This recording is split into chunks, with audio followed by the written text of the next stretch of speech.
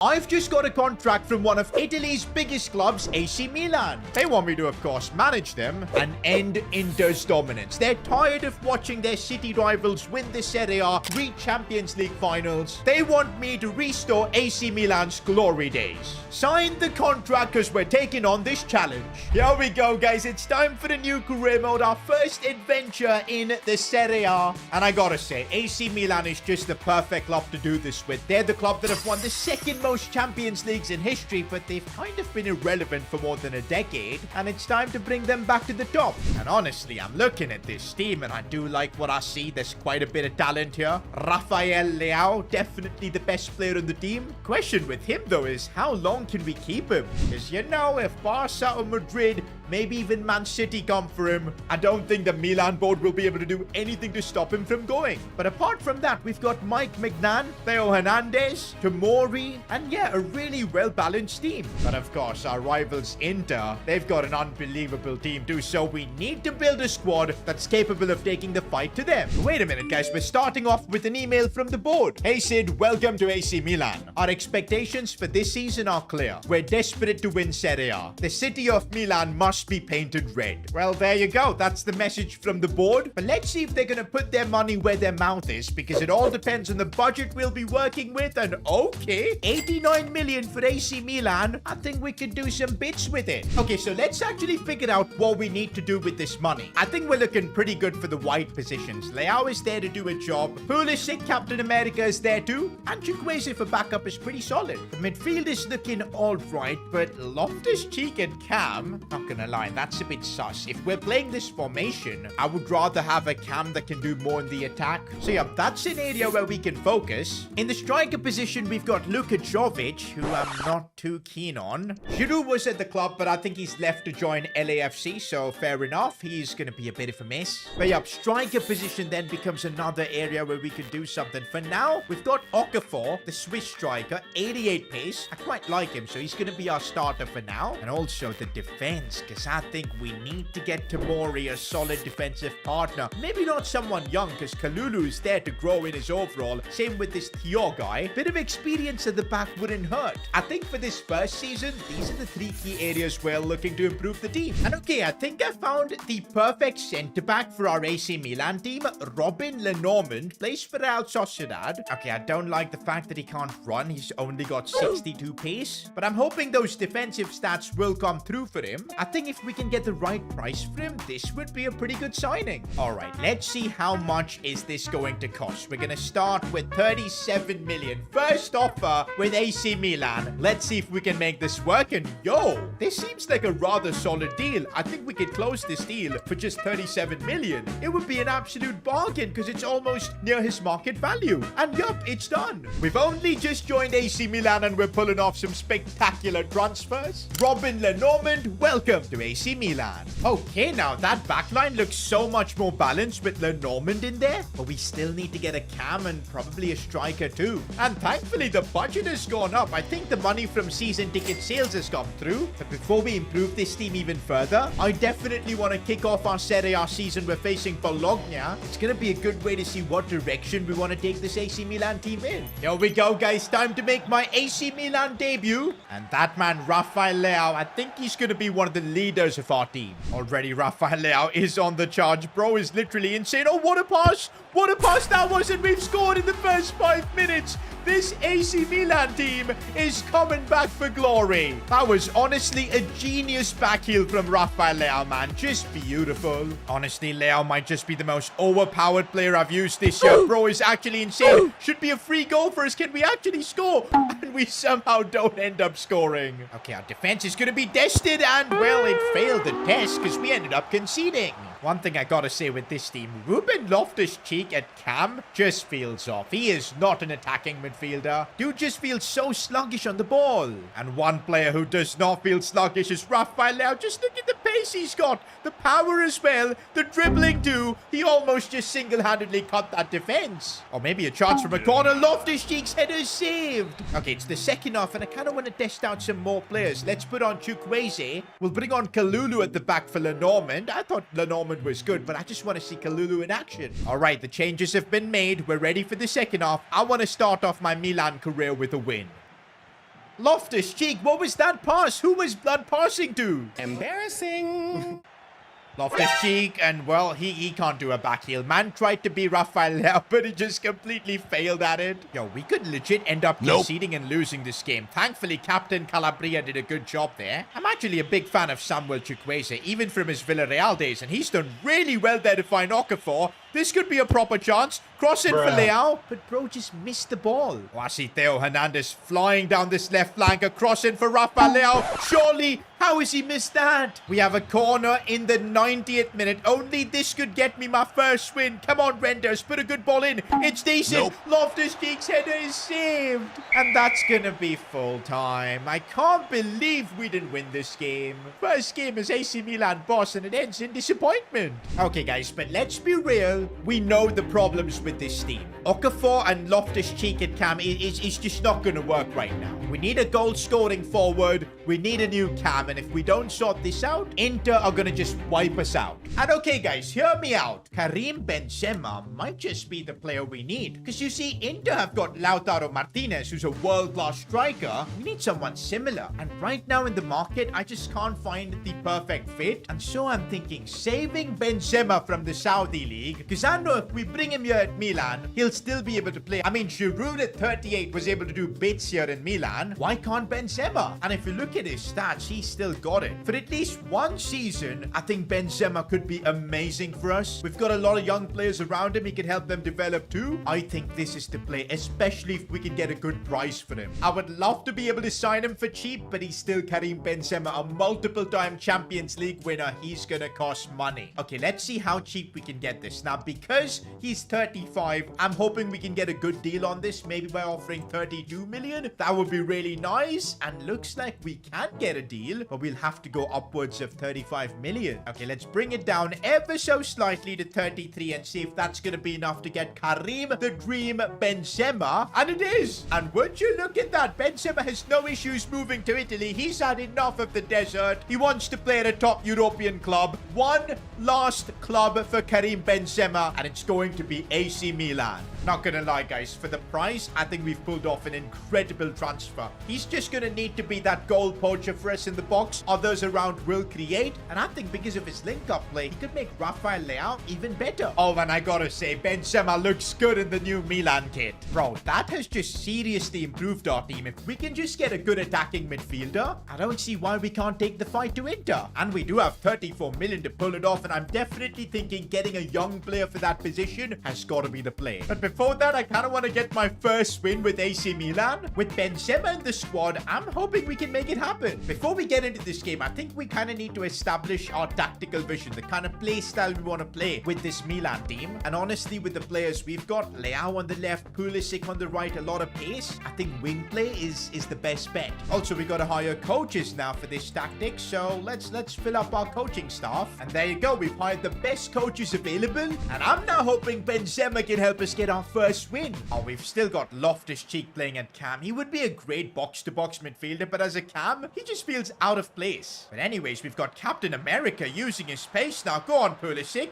This is decent. Looking for a cross for Benzema, but it was not good enough. Loftus-Cheek's header, though, saved. Leao looking for Karim Benzema, and he goes for the finesse shot, which is just about saved. Already seeing the difference in the attack with Benzema. We need to just keep pushing. Oh, that's a good ball for Karim. That's a good ball for Karim. Of course, he gets his head on it. First goal for Benzema in a Milan shirt. I told you this signing was going to be worth it. And boy, does Benzema look good in this Milan kit. Can't forget, though, that this is still Rafael Leao's team. And look at the pace he possesses, the strength he's got, and the finish as well. You can't stop Rafael Leao. Oh, and my man's doing the gritty on them. The disrespect. No, let's not concede. We've got Mike McDan. He's done a great job there. Oh, Benzema sees the run of Theo Hernandez. And one thing we forgot to mention is how quick Theo Hernandez can be. He's got a chance to score himself, and he puts it in the back of the net. 3-0 for AC Milan. We might be building something special here. And there you go, our first win with AC Milan. I told you the Benzema signing was going to end up being clutch. If we can just sort out this cam position, we're going to literally have a super team. I do remember a certain Spanish player well, who's now Moroccan, by the way. Talking about Brahim Diaz. He did play for AC Milan and was splendid, but he's gone back to Real Madrid. If we could sign him somehow, the 24-year-old could literally change our team. The energy he would give from that cam position, he's got a terrific long shot. Bro, he would be the perfect player to play in behind Benzema. But man, is this going to be difficult to pull off. Look at our budget, just 32 million, and Brahim is worth about 50. Can we do maybe like a swap deal or something and pull this off? But I don't know who I would be willing to put in this deal. What about Ruben Loftus-Cheek? If we put him in this deal, would Real Madrid even consider this? I'm not so sure, but let's check it out. Nope, they don't want him. They simply want 53 million in cash. Otherwise, they don't want to do a deal. Oh, it's going to be so tough to sign Brahim. We're already now on transfer deadline day, and hang on, Mike Magnan to Manchester City? Bro, if that happens, it's going to crush our team. We need to prevent it from happening. At the same time, we need to use our 32 million and sign a cam, because that's one of the key areas this team is missing. Let me know in the comments who we can sign, and I'll see you guys in the next one as we continue this Italian journey. By the way, guys, if you're excited for the Italian job, make sure to drop a like in the video, and while you're down there, subscribe to the channel as well. I've been hired by AC Milan to be their new manager, and I've got one goal in mind: ending Inter's dominance. And we've started off strong, signing players like Lenormand, as well as Karim Benzema. But we're still nowhere near the quality of Inter, and if we want to compete with them, we need to sign an attacking midfielder. But so far, this hasn't been easy, because I tried signing Brahim Diaz, but we've kind of run out of money. That's right, we're now on a tight budget, and with just 10 hours to go on deadline day, we have to sign a cam if we want to compete. Okay, guys, apart from being in the hunt for an attacking midfielder, I think there's a lot more we need to do. Well, mainly keeping Mike Magnan at AC Milan. There's no way we're letting him go to Man City, especially on deadline day. Nah, it would just completely crush everything we're working towards. City, come at me with your best offer. I'm just going to reject it. One thing we're absolutely clear of is that Brahim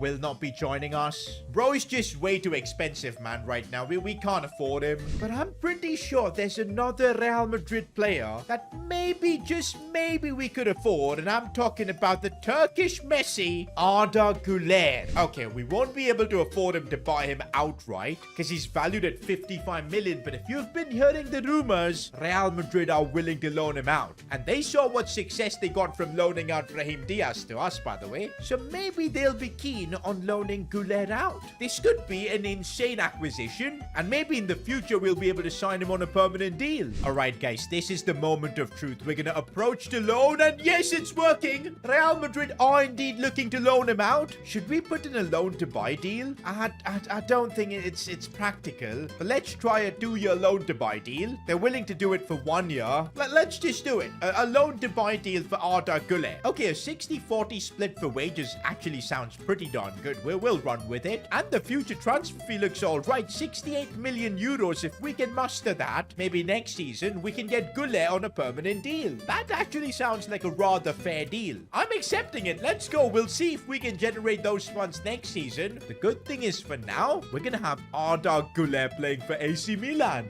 Okay, it kind of depends whether Güler's gonna accept it, but let's get through deadline day and actually see what happens. By the way, there's that offer that came for Mike Magnan, 94 million. I've rejected it. He is not leaving. I think it's happened, boys. I think it's happened. Yes, guys, Arda Güler has accepted the loan deal. We're gonna have the Turkish Messi joining us. By the way, I just realized we've got a bit of Real Madrid connection in our team now. Benzema, Arda Güler now. Things you do love to see. Not gonna lie, boys, this signing has kind of moved me, because the quality he's gonna bring. Are you watching him at the Euros? He's carrying Turkey whenever he plays. If he can bring that sort of quality for us, oh, bro, we're gonna be sorted. Finally, we can have Loftus-Cheek maybe play as a box-to-box midfielder, although I kind of prefer Renders. But yeah, Güler at cam, and now this team looks so much more sensible. And so we're gonna get through transfer deadline day. Okay, wait, I kind of messed up. We still had money left. Yo, we had about 30 million left. We could have maybe signed a right back. I am such an idiot. Oh well, Captain Calabria is going to be here until at least January. But now, guys, the serious business is about to start. We're facing some of the difficult Serie A teams like Roma. And by the way, thanks to this mod, we've got Roma completely licensed in the game. And is that Romelu Lukaku? And are these the new Roma kits? Wow, they actually look quite cool. Anyways, for our team, we've got Goulet making his debut. And it's time to begin our Serie A title charge. Not gonna lie, boys, I think this game is gonna give us an idea of whether we can actually compete for the title. Because, yeah, Roma are a decent team. Oh, but of course, here's Arda Güler on the ball. Okay, that's not a good start. Okay, let's get the ball to him again and let's see what he can do. A couple of step overs and a lovely ball out wide for Pulisic. He's done really well, and, well, the cross was not good. I'm just trying to get Arda Güler on the ball as much as possible to see what he's all about. Can he put in a good delivery? Pretty darn decent, and Tomori, how did you not score? And we've been the team attacking all throughout this game, but suddenly one chance and Roma have scored. Again, relying on set pieces. Nope. Benzema's header too almost went in. A few minutes later. Guys, against the top team, we're absolutely struggling. I've just been opened up there. This is Serie A. We're getting absolutely cooked here. No wonder you guys call me a Premier League merchant, man. We get out of the Premier League and I'm absolutely struggling. But nah, guys, we've built a good team. I'm not giving up so easily. Rendiers looking for Benzema. Going for goal. That was literally my best attempt of the game. Kind of sad. Okay, Leao is finally in a bit of space. He could get us back into the game. And yup, that's exactly what he does. But it might be a bit too late. Arda Güler running through. I've got so much expectations from this kid.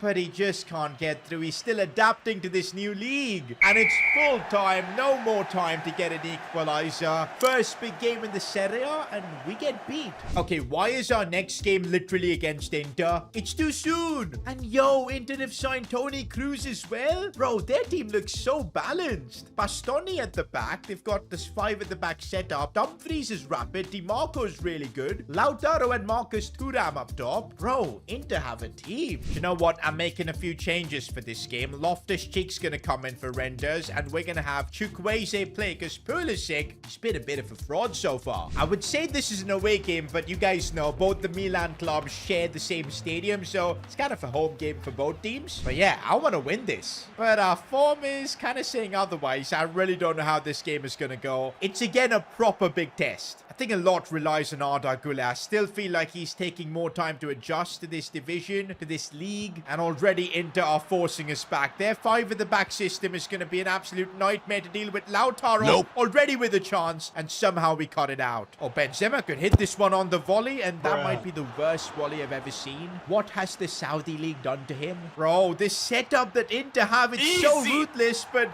we're having to make challenges like that to survive. Inter again coming at us. They've opened us up. There was nothing I could do there. 1-0 Inter. I'm kind of now facing the reality of managing a Serie A club. It's different. The football is different. Yeah, a Premier League merchant like me is struggling. Arda Güler. Benacer. Oh, there's no space whatsoever. Benzema, though, striking that one. Oh, that's why we brought him back. Karim Benzema. He's still got it. And what a goal that is to score in, of course, a Milan derby. The XG on that was 0.0. Benzema just scored an impossible goal. We're somehow heading into halftime level, but make no mistake, we've not played well. A bit of magic from Benzema is keeping us in this. Can't let them score, man. Mike Mignan does a great job there. And we just about... No, we don't get it away, please. Mignan again. Bro, we're going to concede. And it's off the post. I can't believe it. That kind of sums up this AC Milan team we're managing. Just about surviving in games. But that's full time in our first ever Milan derby. And honestly, I have no idea how we got a point out of this. Well, hey, at least we're winning somewhere, boys, in the Champions League. Oh, and we've actually got a pretty tricky group with Atletico in it. I know the board want us to, of course, win the Serie A over Inter, but I'll tell you this, the board will be a lot more happy with AC Milan returning to Champions League glory. That is the ultimate goal, and we'll see if this season we can do the impossible. But yeah, before we even dream of Champions League football, I think we need to start moving up the Serie A table. We're playing Lazio next, and it's a chance to get back to winning ways in the Serie A. Pulisic is back in the team, and he's played a good pass here for Benzema, and that's a lovely run. Can he score though? Benzema couldn't. Rafael Leao, and oh, that's a lovely goal. That's how you open the scoring. This man carries this team on his back. 80th minute, there's nobody catching Rafael Leao, the kind of pace he possesses, and then he's got the finish as well. Okay, I think he needs to just stop doing the gritty though. But it does feel great to get back to winning ways in the Serie A. And by the way, slowly we are climbing up the table up to 5th now. Inter are still above us, but well, Napoli are the ones unbeaten. Fair enough. Yo, even Inter are unbeaten. They've just been drawing a lot of games. Up next, though, we've got Champions League action facing Atletico Madrid. They're probably going to be our toughest competition to get out of this group. But Arda Güler has absolutely no stamina for this game. That's one thing about Güler. We can't use him week in, week out. He just doesn't have the stamina. Loftus-Cheek at cam. Here we go again. Also, I think I'm going to have to rest Benzema too. It's going to be a real challenge focusing on both Serie A and Champions League. But I'm playing Okafor for this. We're now going to be testing ourselves against a top European club in the most elite club competition. Okay, we've just been opened up, and what? Did that go in? The game just skipped directly to the replay. Reynaldo, Atleti's left back with an incredible volley. I don't know why the game just skipped it, but yeah, we're 1-0 down already. Here's Okafor. He's a player I'm really looking forward to using, and we couldn't score there. Benacer on the rebound. Can't believe we didn't make it 1-1. Okafor has gone through. He's got the pace too. Come on. The Swiss international Okafor. Can he score? He's put it wide. He's actually put it wide from there. If you ever needed a reason why we went for experience signing Benzema, that was literally it. But you know what? Okafor could still get redemption. He gets it, but it's offside. That was one hell of a finish, but the referee had to ruin it. But yeah, he was offside by quite a big margin, so fair enough. Oh, we might still have a chance here. Okafor, finally he gets his goal. Okafor, after missing chances, being offside, he gets his moment, and we've equalized against Atleti. Bro, we could actually win this game. Renders has gone through. He gets taken out. Penalty. Let's go, boys. Literally the 90th minute, and we could steal this game away from Atletico. Who takes this pen, though? It's got to be Rafael Leao. Absolutely has to. He is our guy. Our number 10. I trust him to score this. Come on, Leao. Put this in, and that's what he does. Rafael Leao, in the 90th minute, has won it for AC Milan. Bro, I can't believe this game actually happened. And also, we've managed to beat PSV. How on earth are we managing to cruise through in the Champions League? I think we're basically through already. Meanwhile, though, in the Serie A, we've kind of fallen off to 9th. Then our next game is against the best team in the league right now, Napoli. Okay, but this is not good. Goulet and Lenormand both have no fitness for this game against Napoli. I mean, I'm okay with Lenormand not being fit because we could put in Kalulu and I know he'll do a job. But Goulet, man, come on. Okay, I know we're not paying much for you. You've come in just on loan. But I need you fit for games like this. Once again, Loftus-Cheek is going to have to play cam. Okay, it's not our full strength team, but we need to start bouncing back in the Serie A. We're playing the best team in the league, though, so it's going to be challenging. Okay, we're straight away starting off with a chance for Napoli, and they've scored. Bro, literally 4 minutes in, and we're down.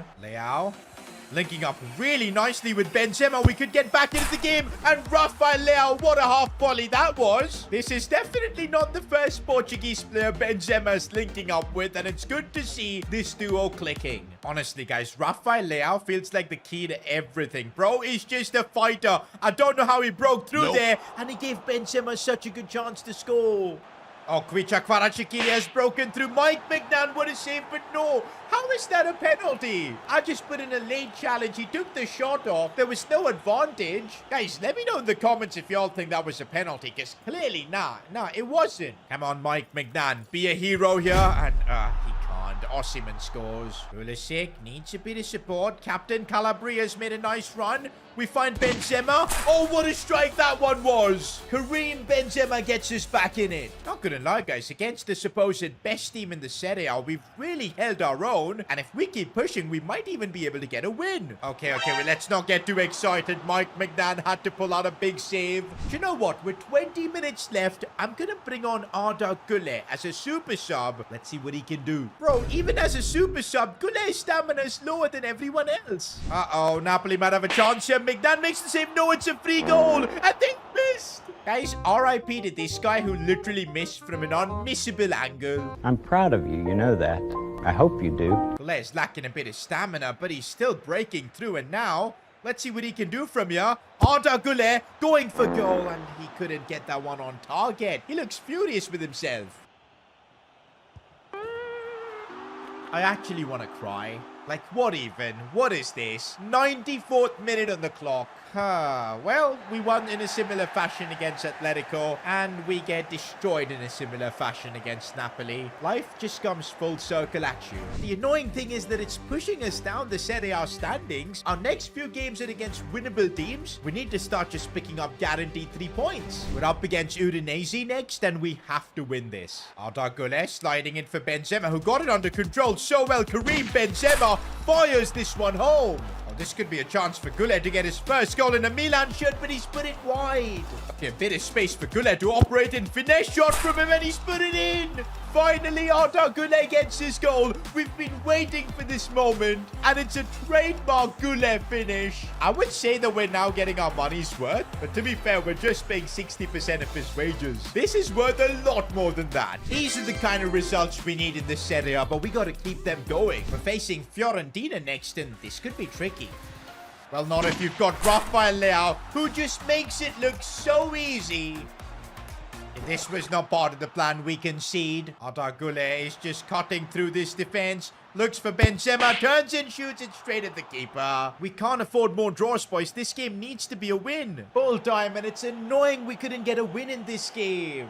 We're far from consistent in this area. I mean, just look at this. After 15 games, we're 15 points behind Napoli. It's actually crazy that they're unbeaten as well. The only good thing for us is kind of the Champions League, where we've already guaranteed ourselves top spot. And now for the final game, we can literally just rest our entire team. And still, it just does not matter what happens here. We still win. With that, we've topped our Champions League group. No problem whatsoever. But Serie A is where we're kind of struggling. We need to figure out a way to start getting back wins. Okay, the good thing for us is that our next 3 games are very winnable. If we pick up 9 points out of 9 from these games, we could be in a great spot heading into January. But of course, don't forget, we've still got 31 million which we can use to improve this team. Come on, guys. We're playing against Monza. We have to win this game. Arda Güler sliding this one through for Karim Benzema. He's in a great spot. Has to score. He does not disappoint. Güler picking up the assist for that one. Oh, Pulisic finally getting a bit of space to work with. He's of course going to square it for Benzema, who does not disappoint yet again. These are the kind of results we need. And there you go. We pick up another win against Parma. And we keep the streak going. A win against newly promoted Como. And now we're third in the Serie A. We've clawed back some of that gap. Napoli are the ones just cruising on their own. But we're very close to Inter. But now that we're in the January transfer window, things are going to be very different. We can now spend this 39 million that we've got. And I'm ready to improve this team. But wait a minute. Why am I seeing a Leao interview? Yes, it's true. I'm currently negotiating with Barcelona. All the terms have been agreed. My days with AC Milan might be over. What on earth has just been announced? Rafael Leao giving a press interview like that? There are no offers seemingly for him. He's been the star of the season with 18 goals. Is he gonna leave us midway through the season? Nah, I can't believe it. I can't believe it. Next episode, we'll find out what happens. Breaking news. AC Milan have sold their star player Rafael Leao to Barcelona. Rumors suggest that there was a hidden release clause in Leao's contract, and the moment AC Milan weren't top of the league come January, it got triggered. Leao came out in an interview and said that winning trophies for him is the most important thing, and he believes he's more likely to do it at Barcelona. And if the reports from the Italian media are correct, the new Milan boss S2G was caught crying after a training session. Okay guys, hold up. I wasn't crying. Okay, maybe I was a little sad. Because Rafael Leao was literally the most important player in our team. We were building everything around him. Some of the goals he was scoring, it was just beautiful to watch. But after just 6 months, I've had to bid goodbye to him. It's brutal. And I'm kind of frustrated now. I know the board put in a silly release clause and everything, but I still believe we can win the league. Now, I know Napoli have been perfect so far. But when we play them next and we get a result, I think we could come back in the title race. But Leao showed absolutely no faith, man. What's crazy is that we're still alive in the Champions League too. Like, come on. The only positive thing about this is that Rafael Leao's release clause was 80 million. And so now that that's added up to our budget, we've got 119 million to spend. A couple of weeks still left in the transfer window, so we must replace him. And I know it's going to be difficult, but we got to do that if we want to somehow mount a title challenge once again. Once again, though, who from the Milan board put an 80 million release clause on Leao? Have they absolutely lost it? Bro's worth about 120. I can't help feel we've just been done by. But you know what? Last few years for AC Milan, this is kind of what happens. Their best players do end up leaving. In fact, they haven't been in a position to have this kind of quality. But oh well, let's just do our best and replace him. And actually, with 120 million, maybe other positions as well, we could do something. I'm thinking improving the right back spot as well. Although our captain Calabria is a warrior, gotta have someone with a bit more pace. And of course, we need a new winger. Also, you guys might be wondering what's up with the new background. Well, I'm just on a mini vacation, so I'm recording with my portable setup. So yeah, the background is just a hotel room curtain. But you know what? The quality still looks fine, so it's all good. Let me know in the comments if there's anything I could do better. And by the way, please subscribe while you're down there. It'll make me feel a lot better about losing Rafael Leao. The good thing is there is a player who I think would be perfect to replace Rafael Leao, and he's been balling out at the Euros. I'm talking about Nico Williams. This guy is a force of nature. Pace, skill, finishing, he's got it all. Kind of reminds me of an old school winger who's always ready to take on defenders. And if we want to replace what Leao brought to our team, I think he's our best bet. And he's got a release clause of 109.2 million. The good thing is we can negotiate. So let's see how much Bilbao want for him. The funny thing is, in real life, apparently Barcelona are interested in Nico Williams, but instead they signed, of course, Rafael Leao from us. Kind of leaves an opportunity for us to sign him instead. Okay, how much are we going to have to pay for this is the real question. I'm gonna start with about 70 million because the best deal that we can get, the more money we've got for a potential right back signing. And there you go, 70 million for Nico Williams. It kind of feels like a bargain. Oh, Leao wants a 5-year deal, and hopefully with no release clause, that's more like it. That'll tie him to the club for a long time. Unlike Rafael Leao, he won't be able to leave. In terms of wages, I think we're gonna need to give him a big bump. We'll give him 90,000 per week, which is a lot less than what Leao was earning. And yup, he's willing to accept that. It was tough to lose out on Rafael Leao, but honestly, getting Nico Williams does make me feel a bit better. Oh, now our attack seems to have so much pace. And also, Goulet linking up with Williams, Benzema linking up with Williams. We're gonna be cooking. And we're still left with 47 million. We need to sign a right back. Well, before that, we've got Nico Williams' debut for AC Milan. And already, guys, he is just the most explosive player I've used on this game. He looks for Benzema instantly, but we couldn't make the most of it. Oh, long ball for Benzema, and that first touch was so good it could have been a pen. He was blocked. Gonna be honest, boys, it might take a while for us to adjust for life without Leao, because whatever you say, Nico Williams is still 21. Leao was the finished product. So yeah, it's big shoes to fill for Nico. So far, though, he's doing it incredibly well. Looking for Goulet. Now Karim Benzema. What a goal. Maybe, just maybe, we're not going to have to wait for too long because Nico Williams already making an impact. Benzema the one to get the goal. Honestly, guys, it's just this raw pace that he's got. He can take on defenders for fun. Set the ball up here for Pulisic. What did he do there? That would have been a simple assist for Nico.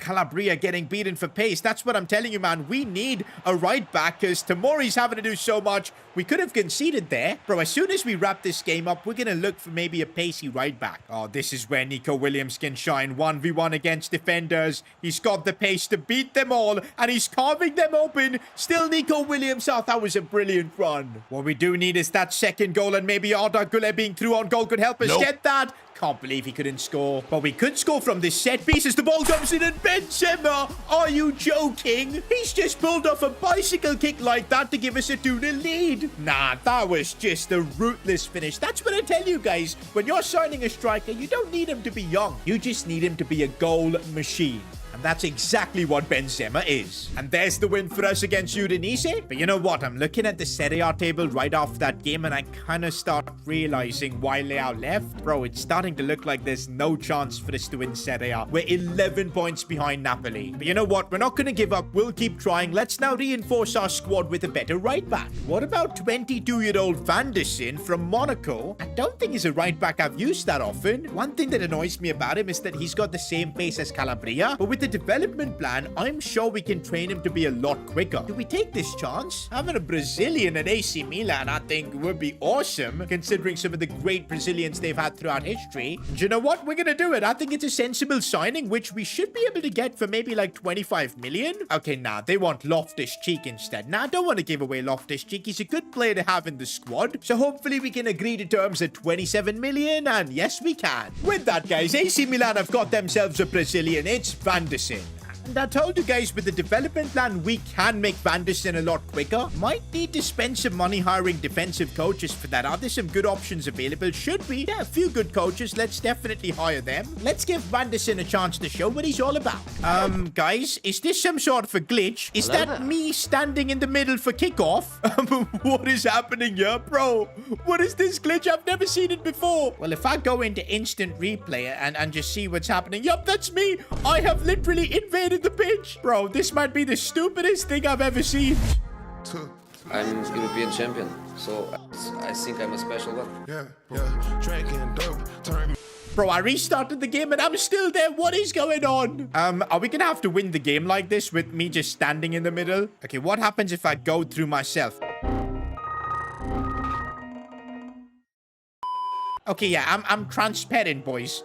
So it should be fine. It's just a bit weird. Well, at least it seems like I've got front row seats to hopefully watch Milan win the game. Yo, guys, finally I have escaped. I'm no longer on the pitch. Let's go. Oh, here's Nico Williams attacking, and the pace is just relentless. There's his first goal in a Milan shirt. What a finish it was as well. He's making us all forget about Rafael Leao so quickly. Arda Güler.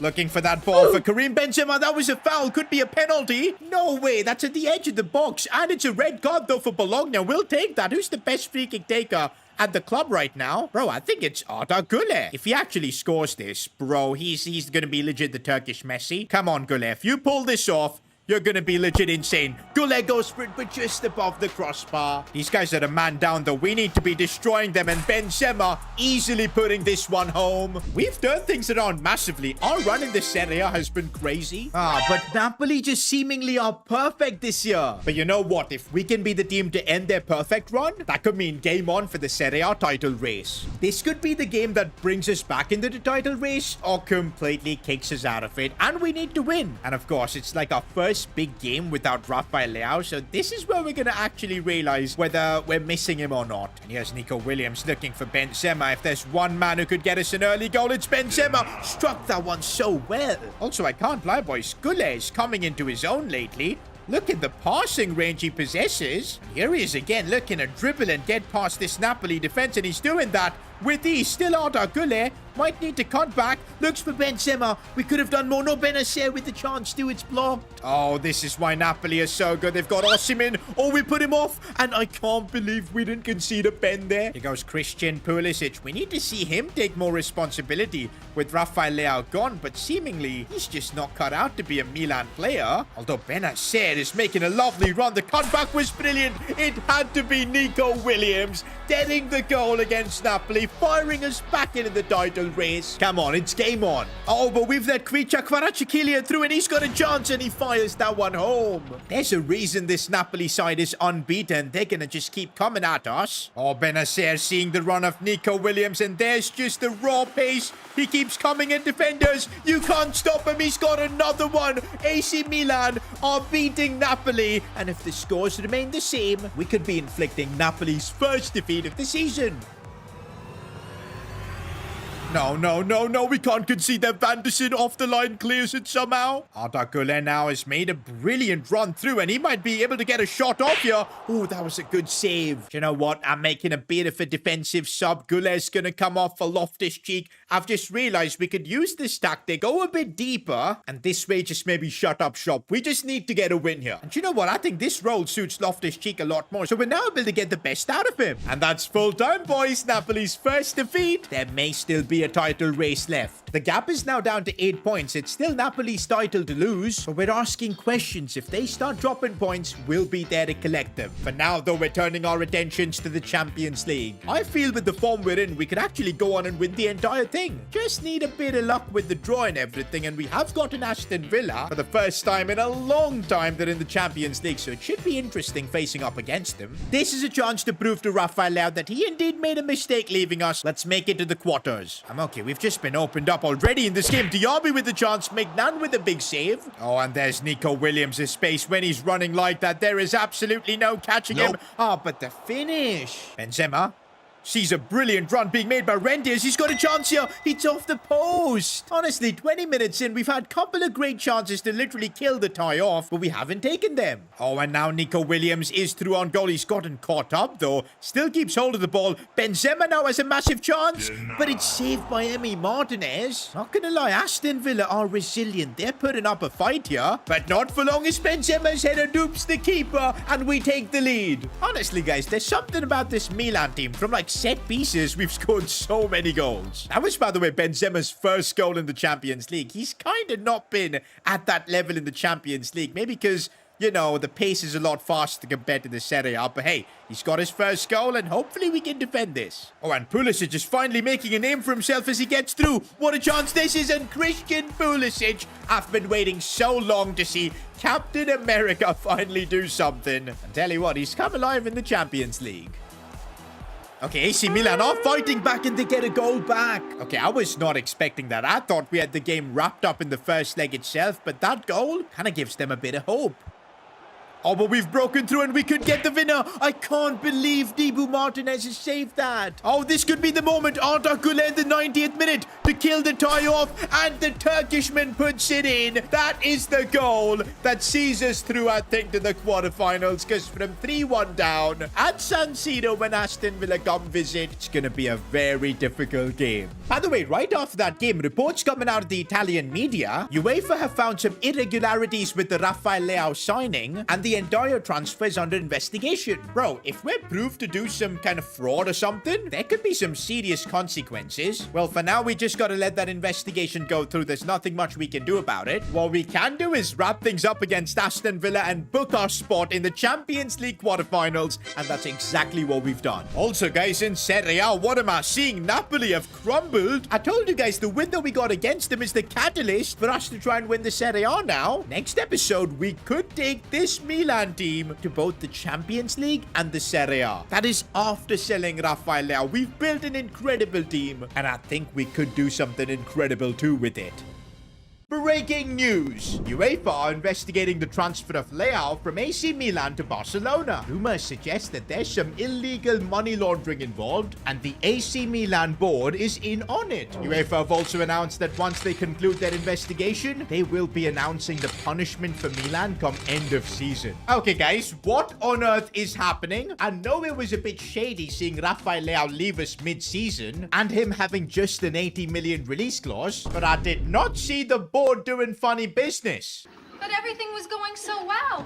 The good thing is, so far, no punishment, so we're fine. But yeah, once the season's wrapped up, things could get really ugly. I'm just thinking what kind of punishment it could be. Maybe like a points deduction, which would be really bad because we're in a pretty tight battle with Napoli for the Serie A. It could get even worse, though. Maybe being banned from the Champions League. But let's hope it's nothing too serious, man, because I don't want to be dealing with all of that. Let's leave all of that to the board and all the lawyers and everything. Our job is to try and win Serie A as well as the Champions League, where we did knock out Aston Villa, but we've now drawn Real Madrid. So there you go. Champions League's going to be really tricky now. The good news for us is, though, that we did a pretty good job replacing Rafael Leao with Nico Williams. And honestly, Nico has just been sensational. Oh, yes, Nico Williams attacking, and the pace is just relentless. There's his first goal in a Milan shirt. Oh, Benacer seeing the run of Nico Williams, and there's just the raw pace. He keeps coming in, defenders. You can't can't stop him. He's got another one. For now, guys, let's just block out all these legal issues. Just focusing on the Serie A. We've got a pretty important game against Fiorentina. Hernandez looking for a pass here for Reinders, and he might have a proper chance here to score.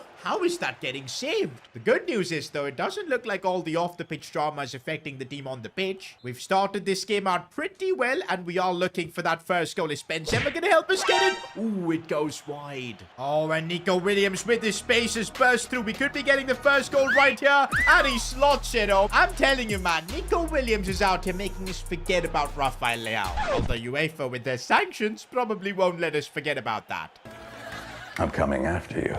Oh, Benzema's made a lovely run, and on his left foot, he is still so good. And that's another win for us in Serie A. Napoli is still ahead of us, but by only a point, and there's still 7 games to cut that gap down. I'm telling you, man, the comeback we've made in the Serie A, it's tremendous. I remember at one point we were like 15 points off. I really think we can get Milan back to the top of Italy. But first, we're gonna have to deal with the Champions League. It's so unlucky that we've drawn Real Madrid at this stage. They're probably the favorites to win this. Oh, and they've got Mbappe as well. Bellingham, Vinny Jr. What is this super team we're up against? Oh, but look at our team. Why is everyone just so unfit? That's the thing. We're also competing for the Serie A, so there's going to be fitness issues, but I didn't expect this much. Goulet, of course, probably doesn't even want to play against his parent club. We'll just play Loftus-Cheek. Goulet is anyway done with his stamina here. I think Okafor is going to have to play Benzema as well, super low on stamina. I guess we play Kalulu. I'm still going to play Tomori, even with like 70% stamina, because we need him. But yeah, not the ideal lineup for the first leg. With all the investigations coming in from UEFA, what a statement it would be for us to knock out Real Madrid in their own competition. Pulisic is broken through, and he puts in a lovely cross. Okafor's first touch, and the finish was actually decent, but just wide. Oh, we should have taken that chance, man. Real Madrid don't give you many opportunities. And here they come forward with their super team. Vinicius Jr. on it, looks for Mbappe. How has he just cut us open like that? And it's an open goal for Bellingham. What was that defending? Bro, Jude Bellingham scores like the most scrappiest of goals always, man. So annoying. But honestly, how did Mbappe just break through our defense like that? Ah, it's frustrating. I told you, man, you don't take your chances against Madrid. You will get crushed. Okay, guys, let's not worry too much about it. There is still time. If we can get something out of this first leg, a draw maybe, we could do damage at San Siro. But right now, Vinicius almost made it 2-0. I think the plan has to be just get the ball to Nico Williams and run down this left flank. He's bringing it inside here. He's actually got caught up. No, he hasn't. Nobody catches Nico, but I think my own teammate came in between of that shot. Look at this. What are they doing? Honestly, it's offside because of it. No, Vinicius. No. We can't let Madrid score, but this is so tough. We're surviving. Nico Williams is literally our only hope in this game, and Courtois makes the save. Okay, let's try maybe a short corner, and maybe now the cross coming in. It's a decent ball in. Okafor's header. We have some sort of hope here. Can't believe the Swiss international has actually scored against Madrid. We do not deserve that goal, boys. I think Real Madrid have been all over us. Fede Valverde, how has he sneaked that in? I can't believe it. Mike Magnan conceding like that on his near post. Nah. We've been gifted the ball here. Okafor could have a chance, and he's actually scored a brace. This might be the greatest performance from Okafor. Yo, we might need to start having conversations of Okafor being our first team striker soon. If he can do this in the Bernabeu, this guy's got potential. But no way, man. How are we getting opened up so easily? Freaking Mbappe. Of course he had to score. But you know what? One man who isn't giving up is Okafor. He keeps going at it. And now a chance for Nico. We could have scored there. And guys, that's a rather decent position. We've got a free kick from who's our best free kick taker right now. By the looks of it, it could be Nico Williams. If he scores this, bro, the roof is going to go off this place. Come on, Nico. Curl this one in. Let's see what he can do. It's decent. And what a save from Courtois. We're good with set pieces. We're putting another dangerous ball. Header save. Theo Hernandez, please go in. What? How is that cleared away? Kylian Mbappe is coming at us, and bro, the dribbling, it's too much. It's too much for me. Jude Bellingham with the dagger. We just couldn't contain this Real Madrid team. No. We can't let them just take the game away from us, and that's what they've done. I think this goal pretty much sends us out of the Champions League. It's full time, and honestly, I don't think we deserve to lose 5-2. We had so many close chances. Bellingham with a freaking hat-trick, man. And yup, it's over. Real Madrid just demolish us even in the second leg. To be honest, guys, expecting to win the Champions League in our first season with AC Milan, that was a bit much. I think we put up a good showing, although the scoreline doesn't suggest that. For now, we've got 6 Serie A games left, full steam ahead to try and win the league. Of course, man, our next game is the Milan derby. We're just reeling from that knockout to Real Madrid. And you know what's crazy? We haven't been speaking about Inter too much, but look at this. They're also in the title fight. Napoli have played a game more than everyone else, but if we lose to Inter here, they're gonna be the ones challenging Napoli. We will legit be out of the title race. Okay, what on earth is happening to this team? I think that Madrid's second leg has destroyed the stamina of our players. Are you actually kidding me? We're gonna have to play Kalulu again, and you guys saw what Real Madrid did to him. Loftus-Cheek's gonna have to start Okafor as well. The last time we made this many changes, Real Madrid just smoked us. But we cannot let that happen today, guys. We have to win this game to keep the fight going in the Serie A. Okay, here's the plan. We survive in this first half, and then we can bring on Goulet, Benzema, and all in the second. I think that might be the play. But okay, surviving in this first half is going to be tough already. Inter with a chance. Barella missing the header. Here we go. Pulisic. The cutback is working well. We could get the goal, and it's a big one from Renders. He's one of the most underrated players in our team, I think. Runs the midfield, goes up and down. He's the engine of this team. And now he's just scored a goal that could potentially bring us back in the title race. Yes, Okafor. Lately, he's been coming into his own. He keeps going. Okafor almost got another one. Come on, man. We've got Inter on the back foot. We could do something from a set piece. Not really. Or maybe Nico could. Ah, it's blocked. Do you know what? Without our main players, taking the game like this to this Inter Milan team, I think is absolutely fantastic. As Renders is on a brilliant run, somehow still keeps the ball. And how is that not gone in? It's off the post. Oh, this is a dangerous situation to be in, and we've conceded a free kick. Bro, this is not a good position to be in. I think I need to put someone on the line. I know it's a really sweaty thing to do, but we got to prevent this goal. Come on. No. They're trying some sort of a set-piece routine. Easy pickings for Magnan. Loftus-Cheek. Oh, that's such a smart ball for Nico Williams. And he's got pace to run. Can he find a pass in? He can. But we couldn't make the most of it. It's now time to bring on the big guns. Let's finish Inter. Oh, Goulet's done so well there. He squares this one brilliantly. That might be one of the best assists of this series. Nico Williams gets the goal. But what a pass that is from Arda Güler. We're going to miss him so much when his loan spell ends. In fact, we got to try everything possible to try and sign him. And that's full time, guys. A big win against our city rivals. If you remember, when we started this series, the goal was to completely end Inter's dominance. And we've taken a massive step forward. Because, yeah, with this result, Inter are out of the title race. It's just us and Napoli, 5 games to go, but it's still gonna be tough. We're playing Juventus next, and although they're not in the title race, we know they're gonna be tricky. Thankfully, though, our full first team's available for this. More so, I'm just happy Arda Güler is available, because the things he does in that cam position, no other player can do. Goulet's going to be whipping this ball in, and it's a decent one. Benzema's header. I told you, man. Goulet is just a game changer. What a ball, and what a finish. Oh, well, we've got a chance here with Benzema, and I see Nico Williams in the back post. Simple goal, just using Nico's pace to tap it home.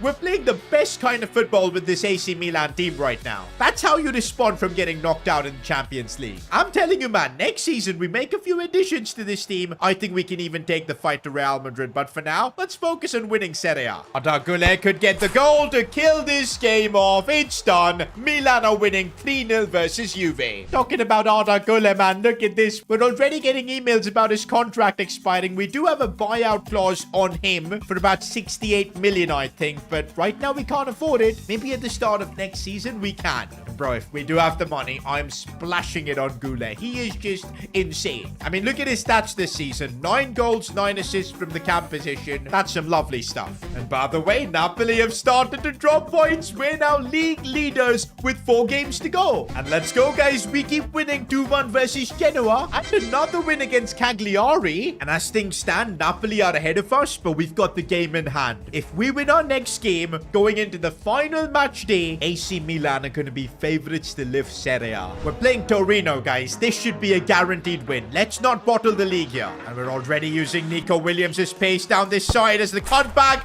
Theo Hernandez gets himself a goal. We're marching on towards the Serie A title.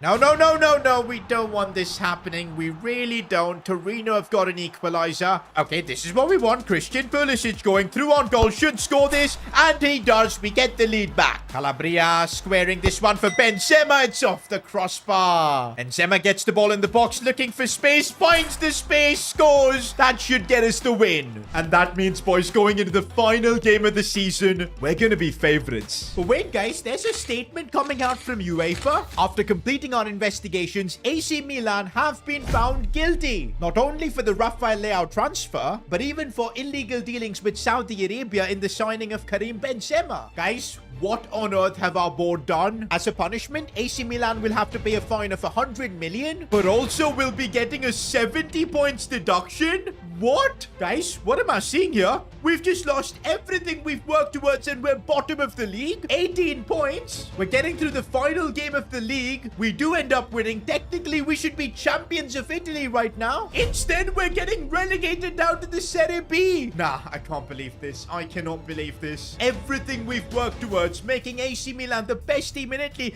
and we did. We should be champions. Instead, everything is falling apart. And right now, my phone is blowing up. I'm getting messages from all the players, and some of our biggest players are submitting transfer requests. Bro, how are we gonna save AC Milan from this mess? Are we really gonna have to endure the Serie B? Are some of our players gonna leave? Bro, this is the Italian scandal, and let's see what happens next season.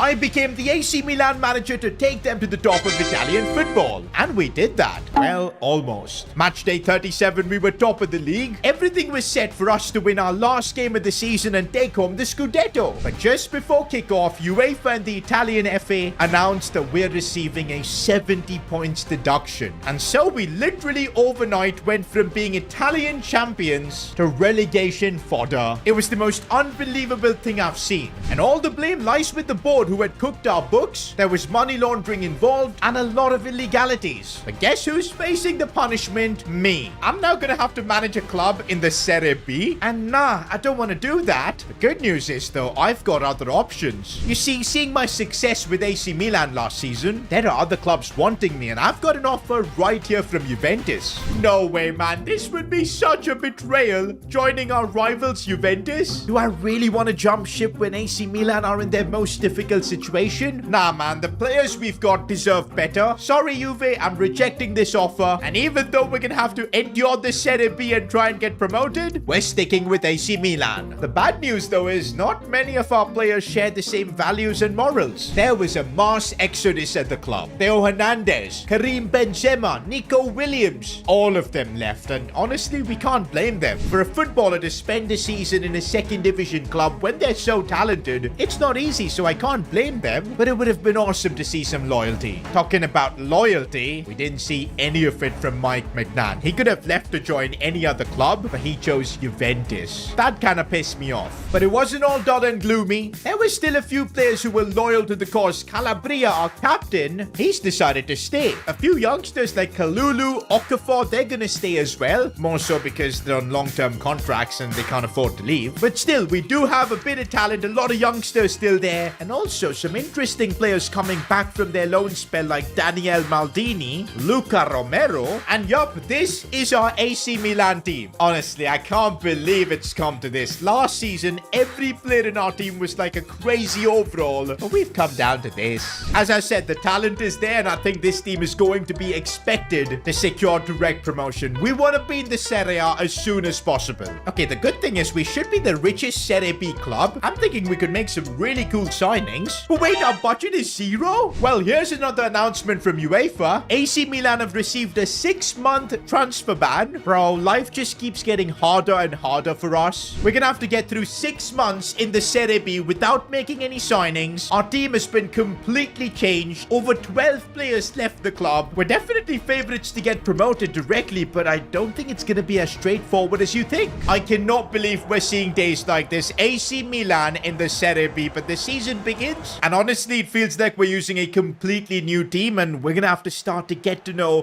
which of these players are going to help us throughout the season. My hopes are quite a bit on Daniele Maldini. If you guys don't know, his father is Paolo Maldini, an AC Milan legend, one of the greatest defenders of all time. Of course, he's here to defend AC Milan when things are going tough, and already we're seeing a lot of talent from him, almost getting our first goal in the Serie B. Not gonna lie, this is such a different team that I'm starting to feel the Serie B is pretty competitive as well. We're gonna need the leaders of this squad, players like Calabria, to really perform. And also, there is talent in this team. Luca Romero is a very exciting player as he wriggles past defenders, looks for Maldini. We might be able to do something here. Back inside for Luca Romero. Now it's Okafor. Proper chance, and there you go. First goal in the Serie B. Why are we getting cooked defensively? Finally, a good challenge coming in there from Theo. Oh my God, bro. Oh, hell. What was that pass? I'm telling you, some of the players we've got on the pitch, nowhere near the quality we had last season. Okay, we've just gotten opened up way too easily. The Serie B is still proven to be pretty challenging. We're somehow surviving. Luca Romero again, he's impressed me so much. It's a brilliant pass, and there you go. Loftus-Cheek getting the second. Gotta say, I'm so glad he's decided to stay, because I think he's going to play a big part for us this season. And that's the first win in the Serie B. It's going to be a long road towards promotion, but we're off to a good start. And there you go. That's the transfer window done. We couldn't do anything, boys, because we've got a transfer ban. I'm just hoping 6 months down the line, the window opens and we're allowed to make transfers. It's going to be interesting to see how much money UEFA give us to spend. But yeah, already I can notice a few problems with this team. One thing is the goalkeeper. We've got Vasquez from Colombia, 26 years old, doesn't look all that impressive. That's an area where I would love to sign a new player come January. Also, this Paulo Torre guy at left back, he's pretty darn awful. We've got Alex Jimenez, a 19-year-old. He's got 86 pace. He's absolutely rapid. We are in the Serie B, boys. I think we can afford to make changes like this. I'm gonna start Jimenez. There's the Spaniard on the ball, already looking really nice as he keeps going. It's a good run. The cutback is nice. And Okafor, he should have made the most of it. But I liked what I see there from Jimenez. Not gonna lie, guys. I think being in the Serie B is gonna help a lot of our youngsters. Maybe they'll put in good performances that get him into the Serie A next season with us. Who knows? But for that, we need to get promoted. And Maldini is doing a good job to help us with that. There you go. Milan heritage right there. Oh, I see Alex Jimenez making a lovely run. Look at this kid's pace. He's broken through. The cutback was pretty nice, and Okafor turns and shoots. This man is enjoying life stat padding in the Serie B. And that's another comfortable win for us. Gotta say, guys, 6 games into the Serie B season. We're loving life here. Top of the league with 16 points. We did draw a game, but it's still looking pretty darn good. Although it's actually quite close. Salernitana are just a point behind us, and plus Cremonese is 3 points behind. You guys know only the top 2 get direct promotion. We do not want to be going into a playoff situation. No. Okay, we're now seeing the problems of being in the Serie B. There's just so many games. We've got a super tired squad. Somehow we're still winning, but we are also dropping points. 10 games into the season, we're still unbeaten, but now we're second. Salernitana are in the top spot. This is not good. I was not expecting the Serie B to be this challenging. Is this for real? I see our goalkeeper Vasquez injured. Bro has dislocated a shoulder. What on earth was he doing? He's out for 3 months. You guys know we've got a transfer ban, and the only other keeper we've got is Nava. I can't believe this. Until that transfer ban is lifted, we've got to play a 16 rated goalkeeper. Bro, now I'm starting to think we might not even get promoted. Now, we can't be thinking like that, boys. We're AC Milan. Last season, we almost won the title. We're not going to get embarrassed in the Serie B. I think the plan is just don't let the opponent shoot. If we can just do that, and we have the quality to keep it tight, maybe we can just somehow win, as Calabria is doing everything down this right flank. We've got a proper chance here to score. He's going to square it for Okafor, and bang, that's 1-0. No, we can't let them shoot. Alex Jimenez knows that every shot will probably result in a goal, so he's sliding in like that. Let's go. No. This is bad. This is really bad, and well, there you go. A 60 rated goalkeeper in net. It was never going to go well. Although we've got Luca Romero, the next Messi apparently, and there you go. He's played it a great pass. Okafor is enjoying this stat pad sesh. Okay, this is the game I'm starting to see Luca Romero really ball out. Look at him go. Goes for the finesse shot. That was so close to being a really special goal. Daniele Maldini plays a lovely ball here for Okafor. And now Luca Romero's got a chance. Bro, bro, come on. He's still a kid. We've got to just keep patience. Maldini should be able to get the goal. There you go. At least we've settled this game now. Gotta say, guys, Daniel Maldini has been so freaking impressive. Luca Romero, too, on that right side has been unreal. One player I haven't used, though, is Yunus Musa. I think we gotta give him a chance. And, bro, we do need Musa to play this game because look at the stamina. And, okay, guys, Musa looks like an absolute baller. I don't know it's because of the Serie B defenses, but he's looking really good, and we've got a chance here. Didn't make the most of it. Loftus-Cheek, good ball here for Ciroli. I've never heard of this guy, and for right reasons. How did he miss that?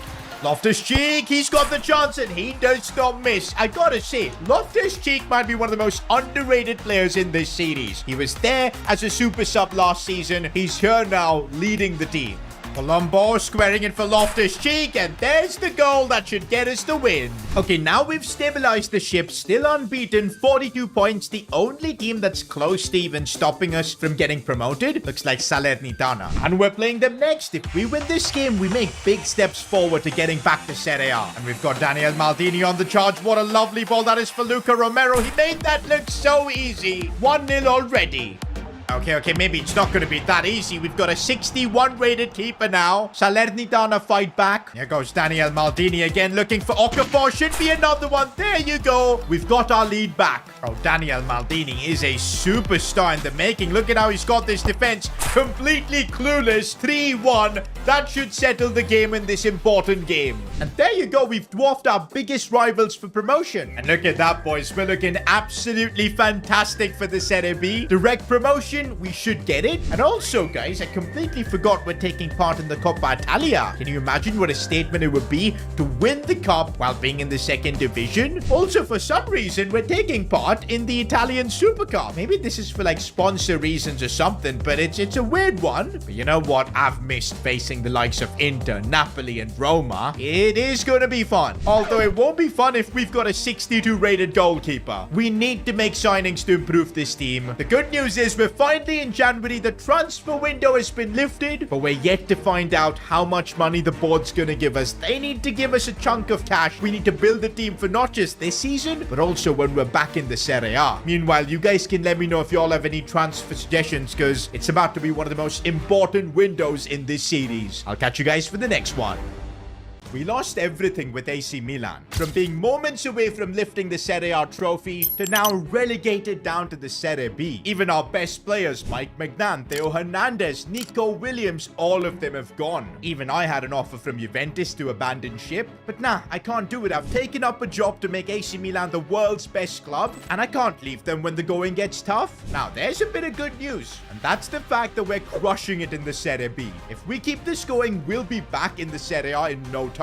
And we still have opportunities to win trophies. But in the Super Cup, we're gonna be in the Coppa Italia, and winning these two trophies would be a statement. But for that, we need to improve this team. We've got a 62 rated goalkeeper, a 73 rated winger. That needs to change. Thankfully, it's the 1st of January. The transfer window opens, and also the transfer ban we've been under, it expires now. Now, everything completely depends on the board. If they give us some money to spend, we could rebuild AC Milan once again. Alright guys, it's time to find out if the board are going to give us some money to spend. Hopefully though, they've got this money through legal means. We don't want to deal with more suspensions and relegations and all that sort of stuff. And okay, looks like we've got 50 million to spend. Bro, we're literally the richest Serie B club in the history of the sport. Okay, maybe Juventus have a claim to that when they got relegated. But I'm not surprised considering the amount of players this club was forced to sell. The money is now there. We definitely need to use it to bring in a goalkeeper and probably a left winger. That's what I'm thinking right now. And also the signings we make don't need to be for the Serie B, because I think without even making any transfers, we should be able to get promoted. We're making signings so that once we're back in Serie A, we can actually push for the title. And guys, I think I found the goalkeeper I want, Bart Verbruggen. He's the main man for Netherlands at the Euros, and I think he's been pretty good. He should fit in our budget, although we might have less money to then sign a left winger, but that's fine. everything starts with a good goalkeeper. And I think I'm willing to pay the big bucks to sign him. This would literally be our first signing this season after our squad got completely dismantled. I mean, hopefully he's going to be the next Mike McNan for us, the next Donnarumma. Okay, well, not the next Donnarumma. We don't want him leaving. Okay, they're willing to negotiate, boys. That's what we need. And there you go, guys. We're getting it done with 28 million. And finally, guys, we've got a serious goalkeeper at AC Milan. Oh, I've missed having someone decent in goal. And we've made this transfer just in time for the Super Cup. And I'm going to take this seriously. It's one of our biggest opportunities to win a trophy. But we are playing an Inter Milan team that actually looks insane. They've had none of the issues we've had. Just look at the ratings in our team, man. The difference has never been this crazy. We've also got a lot of issues in terms of stamina. I think Musa's going to have to play. We'll play Loftus-Cheek at cam. Also, I think the experience of Vanderson could play a big part, so we'll put him in that left-back role. I'm just glad we've now got a competitive goalkeeper. But yes, playing a Milan derby with our squad not being the same at all, it's going to be a different challenge. Do you know what? My money's on Inter underestimating us because we've been relegated to Serie B. Let's catch them by surprise. Okay, yeah, they're not underestimating us. Lautaro has a chance. A big save from our new signing. Bro, this game has literally all been Inter. We can't seem to even get the ball here. Finally, we do.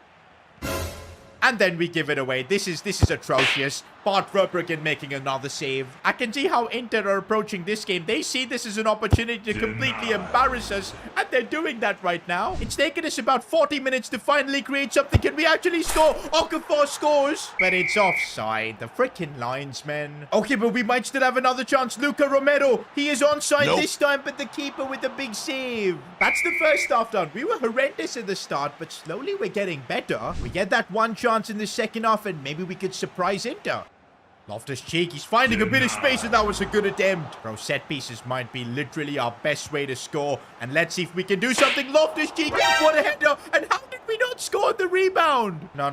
Marcus Thuram has gone through, and he's managed to score. How did he beat Verbruggen at the near post? We're not giving up, though. We might still have a chance here with Okafor, who's broken through. He's put it wide. What are you doing, Okafor? No. They've scored again. It's such a tough reality check. We're not on the same level as Inter. How did I even dream of thinking we could win this trophy this season? This is honestly so frustrating, man. I can't wait for us to get back into the Serie A, have the money we need to invest in the team, bring it back to what it was, and then take on Inter. We'll be back, Inter. Don't think we're done yet. For now, guys, we've got 21 million left, and I'm thinking let's bring in that left winger, because Traore, bro, literally does nothing. And if we can somehow afford 19-year-old Antonio Nusa, it could actually be a really awesome signing. But he's valued at 23 million, so there's a bit of an issue. Can we do like a swap deal? Let's say I put in Chaka Traore, because he's not all that impressive, guys. I'll be honest. And maybe 15 million along the way. Would that be a fair deal? I would say it is a fair deal. God, they want 21.6. They value Nusa quite heavily. But we can't afford that, boys. We're going to have to counter with, say, 16 million. This is going to be a tough deal to pull off. And okay, we're somehow making it work. Let's bring it down to 17 so we've got some money to work with in terms of wages. And yup, now it's working. Let's get this swap deal done. It should be pretty easy to convince Nusa to join AC Milan. We still have heritage. We're going to be back in Serie A next season, hopefully. And I don't think his wage demands are going to be that crazy. I mean, look at that. 3,400 euros per week. We'll take that any day of the week. And there you go. We've got ourselves a new left winger. Okay, we've still got a chance to win a major trophy this season, the Coppa Italia, but we're gonna have to beat a bunch of Serie A teams to try and make that happen, and the first one is Bologna. Let's take it game by game, and know we now have the quality. Okay, maybe we don't. Maybe we don't. We almost conceded a bicycle kick. It's good to have Daniel Maldini in the side, because the kind of vision he provides, no one else really does. Might have a chance in Maldini. Nope. What a first touch. He should have scored. Chance from a set piece, and there's nobody like Ruben Loftus-Cheek in the box. We take the lead. Don't concede, please. Don't concede. Verbruggen with the big save. Here goes Okafor. We need that one more goal. It should put us in a great spot, and Okafor slams it home. And with that, I feel like our Coppa Italia journey has begun. And it might literally end right now, because in the round of 16, we've drawn Napoli. This is unfair. Bro, just look at their team. Osimhen, Kvaratskhelia. Bro, who's this guy called Paul Pogba? Bro, he does not look like Paul Pogba. Bro, what is this? Has Paul Pogba done plastic surgery to evade his ban?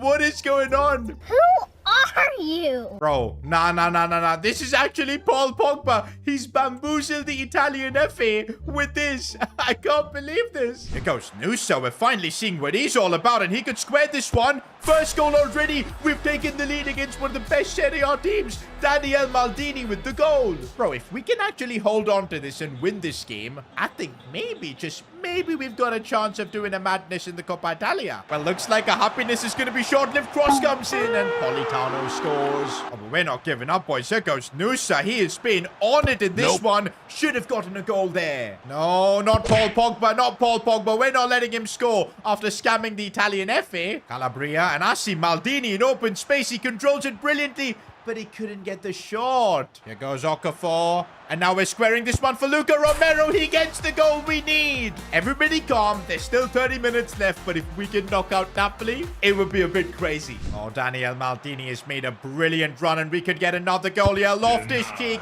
should have done better. Come on, set pieces is where maybe we can impose ourselves. Adley with the delivery in. What a header again. We need that third goal. No. Cross for Osimhen, of course. Oh, we just can't do it, man. Competing against these super teams from the Serie A with our team being just completely dismantled. It's so tough. Okay, it's full time. The score's a level. What does that mean? Are we going to extra time? And yes, indeed. 30 more minutes to decide who goes through. Luca Romero. That's a smart pass for Calabria. We could do something. Okafor in extra time. He scored. 110th minute. Surely that means we're going through. And it kind of looks like Napoli have given up. Luca Romero could be getting another one. It's over.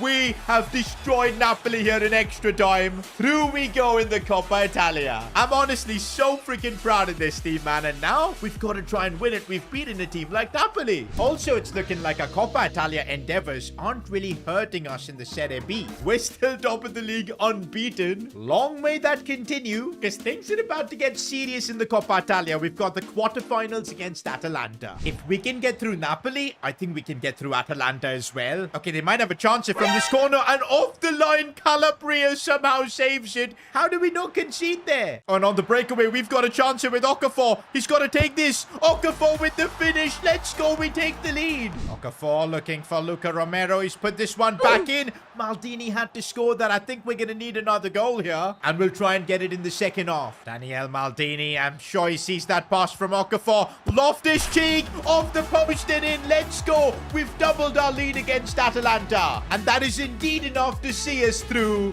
And we've drawn Genoa in the semi-finals. The semi-finals, by the way, is going to be a two-legged affair. If we get through Genoa, we could face Inter or even Roma for that matter. Nah, man, I don't want to face Inter. You guys remember what happened when we played them in the Super Cup? Bro, it was bad. But we'll see what happens here. For now, look at the Serie B. Our domination just continues. 89 points. We're still unbeaten. I'm really hoping we can be unbeaten throughout the season. We have got a Serie B game before we resume our Coppa Italia run. But I'll be honest, guys, in these games, we're just going to completely rotate the team. We need our squad fully fit for the Coppa Italia games. So there you go. We're literally going with our second team for this one. If we can still survive, no. Instead, we get our first defeat. Had to do it, guys, because that sacrifice means our team should be fully fit for the Coppa Italia game. We're literally giving everything to try and win the Coppa Italia. Now we've got 2 legs against Genoa. Let's hopefully get through it. Oh, Nusa has made a brilliant run and could be able to open the scoring, and he does. What a signing Nusa has been. Come on, we've now got the early advantage. Let's go for more.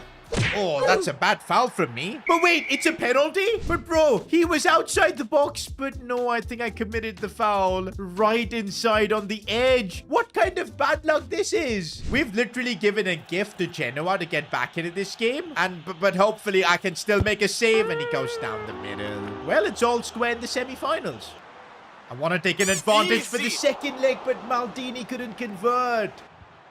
Oh, that's a brilliant cross in, and Genoa take the lead. It's full time, and we've actually lost. But thankfully, the semi-finals is a 2-legged affair. We've got a chance to make a comeback. And if we want to win the Italian Cup, we're going to have to earn it. All right, the second leg is kicked off. We need to be patient in our approach, but remember, we are trailing. Honestly, I feel like we've got enough talent to make the comeback here. A lot of pace with players like Nusa, and already he's found a bit of space here. The cutback isn't the best, but there, I thought that was out. goal. Oh, Genoa have got a chance here. They could get an early lead, and that's what they've done. This is not what we needed. Now we literally need 2 goals to just level things up. It's a terrible situation to be in. Okay, but Daniel Maldini's trying something. Yeah, we could have a chance here. Adley looking for Loftus-Cheek, who's got an in behind. Brilliantly done, but it's off the post. I just feel like it might not be our day. Oh, we might have a chance here. Loftus-Cheek for Okafor. It's a proper chance, but again, blocked. No way. I'm just looking at Genoa's formation. They are literally using a 5 at the back system. We're going to have to deal with this park the bus tactics. Something from a set piece, man. Nope. That's what we need, but even that gets saved. We now have just 45 minutes to score 2 goals. It's not looking good. They've got a free kick, and I'm getting someone on the line, and that was necessary, but no, the rebound falls right back to them. What is this kind of luck?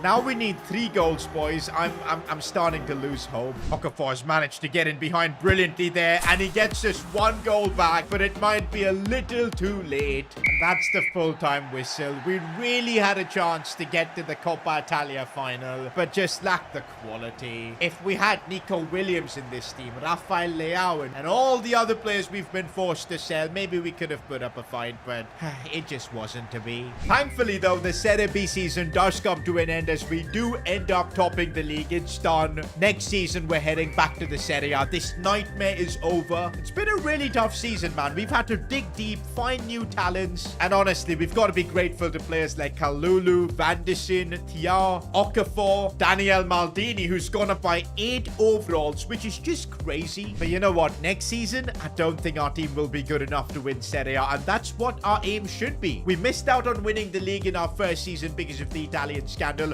I want to head back to the Serie A and finish the job, but for that, next season, we're going to have to make signings. Maybe bring back some of the players that have left. There's a lot of work to be done. I became the manager of AC Milan, but in just our first season, we got relegated. Well, no, it's not because I was a terrible manager. We were actually close to winning the league. We got relegated because the board decided to do some financial fraud, and UEFA basically bagged us. The good thing is, we managed to get ourselves promoted right back up. But yes, we've had to endure a lot of collateral damage. Some of our best players like Rafael Leao, Nico Williams, Theo Hernandez, Mike Mignan, the list goes on, they've all left. Even I had an offer to jump ship and join Juventus, but I'm loyal to AC Milan. There was no way I was accepting that. I'm not going to stop until we can get AC Milan the Scudetto as well as the Champions League. There's tears in my eyes, boys, as we're finally back in the Serie A. I have really missed this. No disrespect, but playing teams like Brescia, Cittadella, Como, that wasn't fun, but we somehow got through it and we're back in the first division. And honestly, as crazy as it sounds, I want to do a Leicester City. Straight from promotion, I want to end up winning the Scudetto, and genuinely, I think we can do this. The team is there. Of course, it's not as insane as what we had in the first season, but we do have talents like Okafor, Daniel Maldini, who's been a revelation. Loftus-Cheek has been Mr. Reliable. We've got a couple of wingers, Romero and Nusa, with a lot of talent. Strong backline. If we can make a couple of sensible signings, I think we can put up a fight. Of course, we're gonna need some money, and there you go, 114 million this season. I was kind of expecting more, because with AC Milan, and I know the club have money after all the crazy player sales we've had to do, but I guess because we're not in European football, that's all the board can give us. And to be fair, it's enough for us to make a couple of really smart signings. And by the way, we better start making those signings soon, because our season starts with Juventus and then Inter. What a welcome back to the Serie A we're getting. And by the way, guys, if you haven't noticed, we're back in the OG S2G setup. That's right, I'm visiting my family for the next few weeks. So yeah, we're enjoying the old setup. Tell you what, this setup just makes me emotional. It was so good. Hopefully, the emotions can help us win the Scudetto this season. And by the way, if you think we can do that, subscribe to the channel. Alright now, boys, how do we deploy this 114 million? I've got a bit of a plan after reading through your comments. Kinda seems like you guys think we need a new CDM, someone to hold that midfield, and I agree. We also do need a new left back, because as good as Jimenez is, okay, no, he's not that good. Not Serie A level, not Theo Hernandez level. And yeah, we're not signing Theo Hernandez. He would literally wipe out our entire budget. But we can sign another Italian in Fabiano Parisi, 24-year-old left back, decent bit of pace, the dribbling's there. If I can get a decent deal on this, why not? Okay, I still think CDM is kind of the priority position, so I don't want to be spending too much cash in Parisi, but we need him at the club. So let's see how much is this gonna cost. If I say 38 million, would they be willing to negotiate? Looks like yes, but they've countered with 54. Are you joking? Wait, no, I accidentally accepted it. Am I an idiot? No, we're not gonna be paying 54 million for him. What an idiot! Bro, this is literally the most stupid deal I think we could have ever done. Okay, how do I get out of this negotiation, man?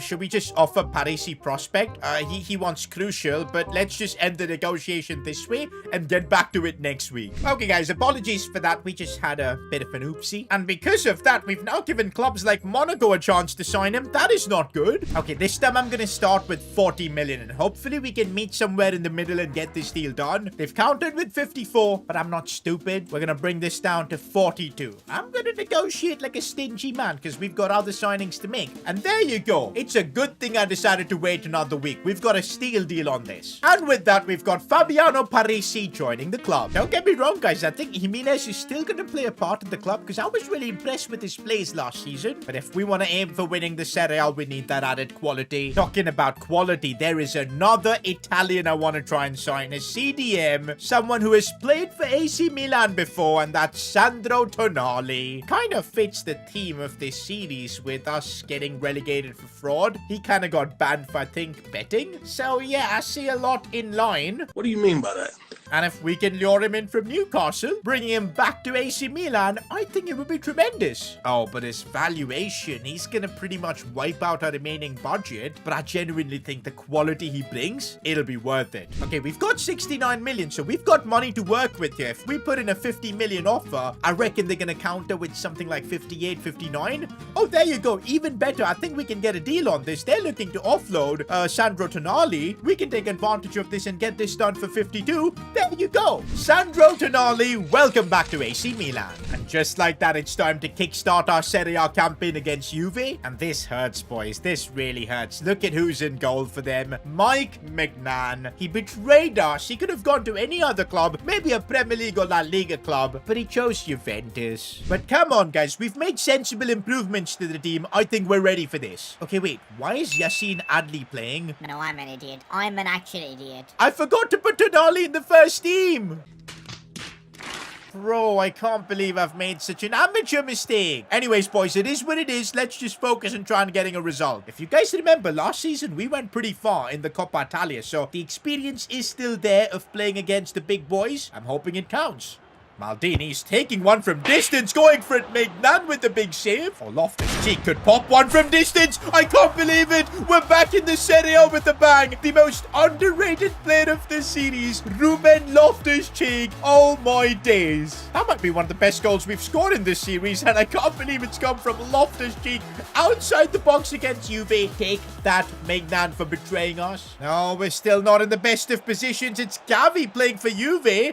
Moving it around well, but Verbruggen, good save. Oh, we've just been opened up here. Fagioli, good goal. Oh, it looks like we're getting opened up again, and there you go. It's a welcome back to us in the Serie A. I guess going from playing Serie B football week in and week out to now suddenly playing Serie A football, there's a difference, and right now we're feeling it. Oh, look at the open spaces we're leaving. Vlahovic is through on his weaker right foot, ends this game. Well, that's the Serie A for us. When Loftus-Cheek scored that first goal, I really thought we had a chance, but the Serie A, thinking about winning it this season might be something completely impossible. One thing though I'm not forgetting is putting Tonali in the first team. Maybe we missed the control he would provide, and he's definitely going to help us against Inter. There he is on the ball, back in an AC Milan shirt, and boy does it feel good. Already playing some nice passes here. Nusa has broken through. If we can get the lead early on against Inter, it could be massive. Nusa looking for the cutback. Maldini with the chance, and he slots it home. You can always rely on a Maldini to save AC Milan. Okay, guys, but calm down. Last time around against Juve, we took the lead. What happened? We ended up losing. There's still a lot of football to be played. But it's relentless attacking play from Inter. And again, it's brilliant defending. But not for long, as Verbruggen has to be called out as well. I always say this, boys. Set pieces are so vital. With AC Milan, we've been good with them. And Loftus-Cheek again getting close. Oh, that's a bad one from Bastoni. Oh, and he's getting sent off. Let's go. That's exactly what we need. Okay, who's the best free kick taker in the club right now? I think it's Daniel Maldini. Bro, if he ends up scoring this, it would be genuinely a bit insane. But I'm not sure if he can get it up and over. He can't. But honestly, we've got no excuses, man. We need to win this game. Bro, we're playing against a 10-man team. We can't concede, please. I don't know why. Whenever we start playing with a man up, we just play like idiots. We genuinely need that second goal, like, desperately. Otherwise, we're going to end up losing this game. Because look at this. De Vrij suddenly become Messi. I can't believe this is happening. Get the ball away, please. Oh, there you go. And honestly, with the man advantage on the counter, we could do something. Okafor, come on, show me your pace. He's running with everything he's got. Can he finish, though? I can't believe he couldn't finish it. Tonali heads it down. We're putting on the pressure. Maldini shoots. Oh, how has he managed to get that one in? He had Cino backlift there. Daniel Maldini has done it again.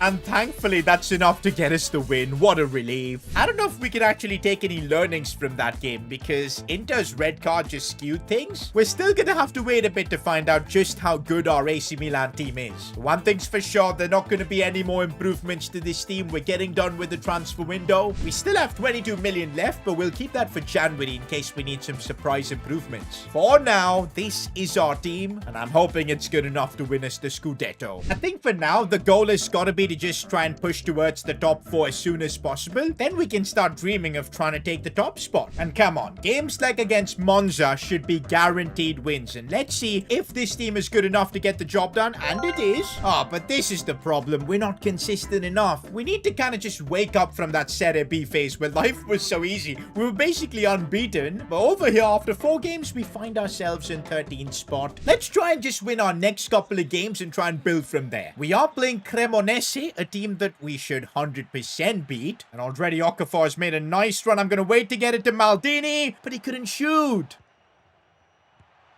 What? Here I was dreaming about winning our next couple of games. We can't even beat Cremonese. Okay, guys, let's chill out. We've still got a lot of time. I want to win this game. All right, go on, Nusa. That's a brilliant run. And there you go, back in it. We can't make the mistake of conceding another one. And that's exactly what we do. Nusa feels like the only one who's trying to do something. Although he finds Okafor. Should be a goal. And it is. But I'm tired of playing catch-up, boys. We need to score the next goal and try and win this. Maldini looking for Ruben Loftus-Cheek. He took his time, but he gets the goal, and that's what matters. Wait, what? How is that a penalty? Nah, he won the ball. Bro, I swear we've got literally the worst luck. And there you go, the pen goes in as well. A game against Cremonese is turning out to being a Serie A classic. Why are we so bad? Maldini has broken through and he skies it. That was a sitter. Oh, this could be the chance we've been waiting for. I can't believe we've not scored. Oh, we've given this guy too much space and he's actually slotted it home. What is this collapse we're enduring with Milan? I have no words, man. I have genuinely got no words on how we lost this game. At this rate, there's a real chance we could end up in the bottom 3 and go right back down, this time on merit, to the Serie B. We're already like 7 points off the top of the league in just 5 games. It's horrendous. I'm trying to think what could be the cause of all of this. Maybe it's something to do with the setup, but I think we've got the team in a great formation. Normally it works. I just don't know what's not working. Do you know what, guys? Maybe in the Serie A we need to be more proactive, more pressing. And so we're going to go to the Gegenpress tactical vision. Maybe that's what this team needs. Right now, though, I'm clutching at straws. I don't know what's working. And we've just got to fight through and find form. Okafor has found a bit of space and he gets us the goal. But we can't get complacent. We need to get the next one too. Luca Romero, heavy touch. But I think it should get him in a great spot to maybe finesse this one in. And that's exactly what he's done. Oh boy, do we need this win to just bring about some form. And okay, we're on to something. Yo, we've picked up back-to-back wins now. Yo, we've actually climbed up to 8th in the Serie A, and we're playing Roma up next in 3rd. Bro, this could be the game that could change the trajectory of our entire season, because we beat them. We'll be starting to push upwards into the top 6. And I know it's only early days, but that'll be huge for confidence. As far as must-win games go, I think this is one of them. Okafor has gone through and let's go. Okafor is hitting some great form right in time for us. While putting in strong challenges as well. This looks like one of the best starts we've made to especially a top-level game. Luca Romero is now on the charge too. Could help us do something here. Finding space. Goes for the cross. Oh, we tried to do something. Sandro Tonali can strike a ball, and that was a good one. Maldini waiting for the right time to release that pass, and that looked like the right time, but Okafor couldn't get there. Okafor could get the big goal, and that's what we needed. 80th minute. It should be enough to get the win against Roma. And let's go, boys. It indeed is. Where would we be without Okafor? 7 goals in 8 games in the Serie A. Is he on like a development plan to grow? Because I want him to get as high as possible with his overall. Okay, if we put him on mobile striker, should be up by at least the rating in 9 weeks. But yeah, he's been tremendous. And I told you guys that game against Roma was the catalyst, because we've made a pretty good comeback up to 5th in the Serie A. Oh, by the way, we've got a game in hand over a lot of the teams. So do Napoli. They have the same amount of points as us. This explains it. Our next game is against them. If you guys remember, in our first season when we were about to win the Scudetto, it was Napoli who were in second. But of course, because of the 70 points deduction, you know who ended up lifting the title. It was the team from Naples. So I'm still a bit bitter about that. And getting a win over them would feel special. Saying that Napoli are going to be a real tough fight. But defensively, we look to be in the mood from the last few games, but that could easily change. But there you go. The tackles are coming in nicely. Luca Romero, looking nice. Finding space. Ah, he misplaced that pass. One thing I'll say, though, this season it's starting to feel we are lacking a bit of firepower down the wings. As good as Luca Romero and Nusa are, I would love some more options. Because, I mean, look at the competition we're dealing with. Kuicha finds Osimhen, and that's what a player like Osimhen can produce. We're lacking that kind of quality in our attack. Okafor's got a chance to get us the equalizer, and he's done just that. It's game on against Napoli. Nusa's trying to prove me wrong by saying that he is quality, but it's not easy against quality defenses to go through like that. Napoli again have just gone through, and there was nothing we could do about it. Nusa, he's just getting bullied, man. We need a better winger. Otherwise, I don't think we've got what it takes to win the Serie A. This is the worst possible situation for us to be in. How do we defend against Osimhen, man? We can't. It's over. Napoli are getting a huge win over us. And that means we've dropped down to 6th in the league. We're not far away from all the action, boys. Only 3 points off the top. But I think we're lacking that extra bit of quality. That winger that can take this team to the next level. But with 22 million, it's gonna be so tough. Who can we even sign with that? Do you know what? I know this board has got a ton of money from all the big player sales. There's no restrictions on making transfers. What if the board give us some money in January? If they want to win the league, I think this is what they need to do. So I'm sending over a request to the AC Milan board to give us some more money, and we'll see if they grant it, because yeah, it's a desperate situation. I need more money to rebuild this Milan team. It's all in the hands of the board.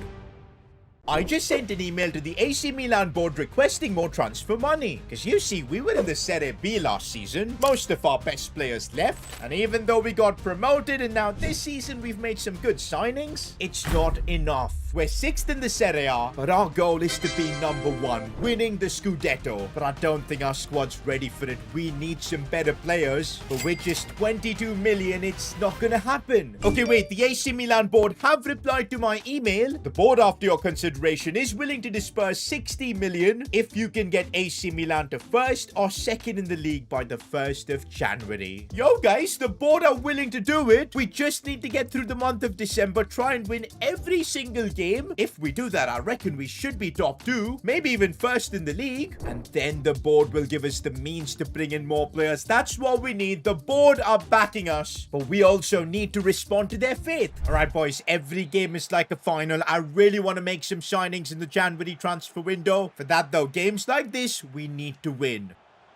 No, we're getting opened up. That's not what we want. We're making a big save. The pressure's on us, boys, and I think we're starting to feel it. Clear it away. No, we don't. We're getting a bit lucky here. Come on, man. We need to calm down. These games feel like finals now to us because, yeah, there's the league ranking. We need to get to the top spot. New signing Tonali, looking for Okafor. Now it's Nusa. There's a bit of pace we've got here. Back inside for Okafor. It was a massive chance. Oh, there's Nusa again. He's having a terrific game, but he couldn't convert it. Guys, this has been one of the worst first halves I think we've had. Bro, we get a bit of pressure from the board and we're already crumbling. What is this even? Finally, though, we've got a chance. Our first shot in the game, and Okafor does not disappoint. This guy is just clutch. Oh, and we could get another one here. Maldini's going to look for that crossing station, and I think that's an own goal. We'll take it though. And all right, that is one step closer to us getting that 60 million from the board. But man, even after that win, we're still only 6th. It's super tight though. I reckon if we win our next game, we should at least be able to leapfrog Inter. Also, a lot of you guys have been telling me we've just forgotten about Musa. And you guys are right. We need to give him more game time because, bro, just look at his stats. He looks crazy now with 89 pace. We're putting him in for Loftus-Cheek for this next one. And come on, guys. We need to win this too. Oh, it's already a rough start. They've got a chance here, but Verbruggen is solid. Can we actually get a bit consistent? Because what is this? We end up conceding. I really feel like if we lose any of these games before the 1st of January, we're not getting that top 1 or 2 spot. Luca Romero, the dribbling is on point, but he needs to look for a pass at some point. There's no option, so he's going to go by himself. It's brilliant from Luca Romero, and he's managed to force it through. What a dribble that was. No. Verbruggen, good save. We don't want to concede right after scoring.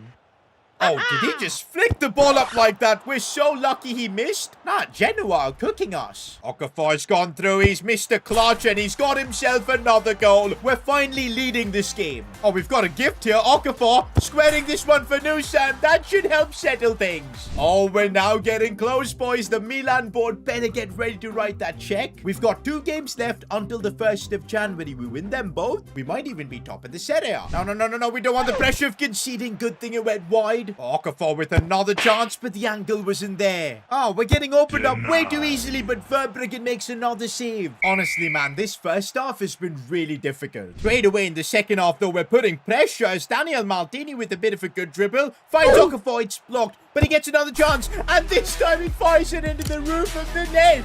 We could add another one. Daniel Maldini. Oh, it's off the post. We need one more goal to just kill this game off. Is that a knock to Luca Romero? That is not good news. We could still do something on this counter-attack as Daniel Maldini is doing really well. What a pass that is for Okafor. 1v1. You'd expect him to score, and he does score. And that's the win against Empoli. Okay, a bit of good news is there's no injury to Luca Romero. It was just a knock. But the bad news is even after all those wins that we're getting, we're still 4th. Even if we win our game, there's a good chance we end up not being top 2, which is such a shame. Because, yep, we finished 3rd or 4th by the end of 1st January. It's not coming. We're not getting the check. We're not getting the money. We're gonna have to just make 22 million work. For now, guys, all we can do is our job by winning the game, and we'll see what happens for the rest of the teams. Luca Romero with a little shimmy, and come on, man. Don't put challenges like that on him. He's just recovering from a knock. It just feels like ever since the board put pressure on us, we can't start the game well. Look at the pressure we're under, and they almost score. How did he miss from there? Okay, everybody calm. We've got this. I know we do. Luca Romero looking for Okafor. Slid through. Missed the clutch, but he can't score this time.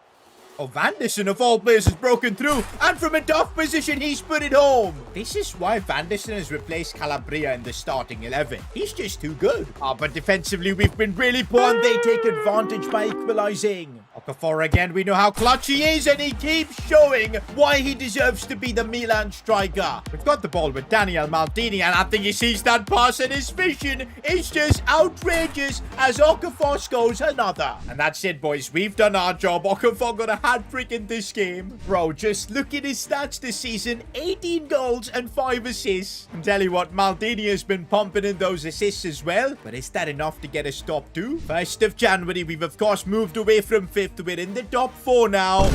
No, not this way. I can't believe it. I really can't believe it. 3rd in the Serie A. The truth is, we're like 1 point away from being league leaders. In fact, we've got the same points as Juventus. And our goal difference is better than them too, but I think they've got a better head-to-head record. Nah, man, that is actually insane. And a deal is a deal. The board said finish top 2 and they'll give us money. We didn't do that, and we're not gonna get money. Somehow, guys, with 22 million, we need to just make it work. We've got a month to figure out how can we bring in a quality winger into the team. Can't back down, man. We're still fighting for the Serie A. We can still win this. Just gotta make this one more signing. You know what? I think there might be a way, but it involves a sacrifice of our club captain, David Calabria. I'm thinking we put him on the transfer list. He's worth about 22.5 million. We could get slightly more money for him, but something like that, and I think we can bring in a quality winger to the side. We've also got a few more players I'm looking to sell selling. Let's see if we can get deals done for these, because that might give us the additional money we need. But yes, sacrifices need to be made. And there's the big offer for David Calabria. It's from Juventus. I don't want to be selling our players to them, but right now we need the money. 26 million seems good. We're accepting it. And there you go, guys. Our club captain is gone.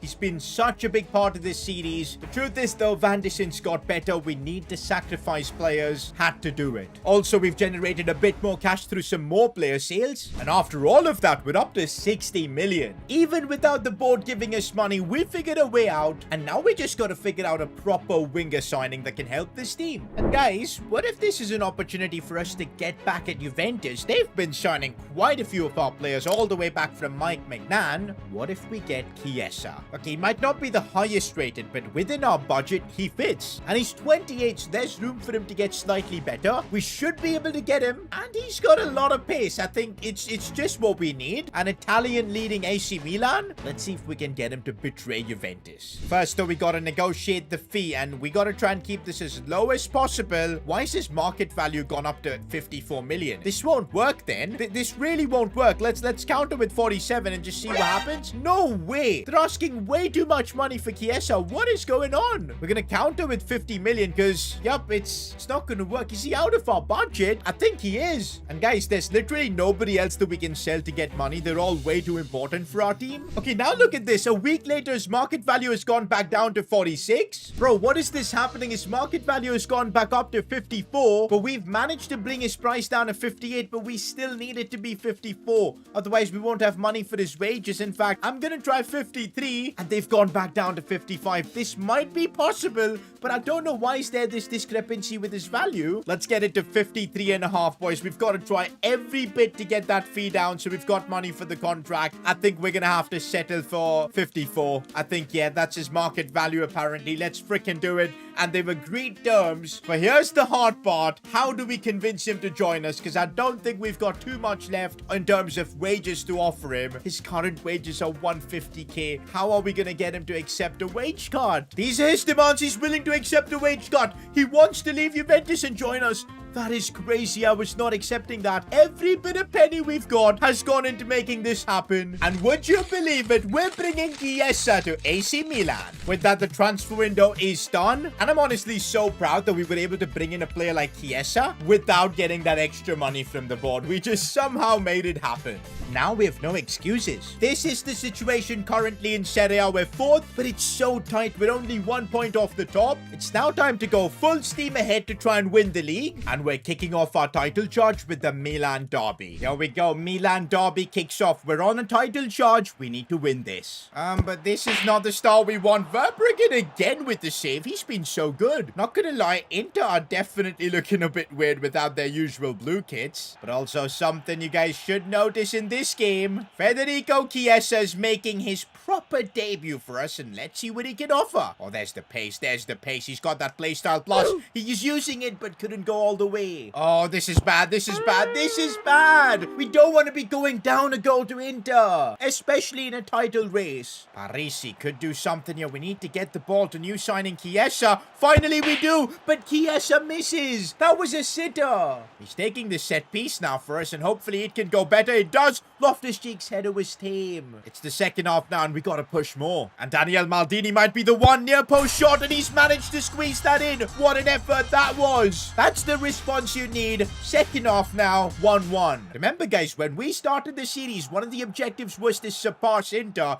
We win this game, they'll effectively be out of the title race. We would have at least fulfilled that part of our challenge. Not gonna lie, Inter have just not given the ball to us for the last 30-odd minutes. It's been a real struggle. Also, we haven't been able to see the best of Federico Chiesa. We need our new signing to really come alive. And this might be his last chance. Here he goes on the attack now. He needs to beat his man, but he's kind of struggling, and there you go. It's not been his best game. Full time, and we have to settle for a draw against Inter. That's not going to be good for the title race. And as expected, we've dropped down to fourth, but all our problems could be solved because we're playing Juventus. A better performance from us here and a potential win. We're back in a solid spot for the title. It's first versus fourth in the Serie A. Juventus are a team that really annoyed me with the players they've signed. They've, of course, got Calabria, who they took from us recently. They've also got Mike Magnan. Milan. I do not want to lose to these guys. Chiesa now against his former club. I want to see a solid performance from him in this one.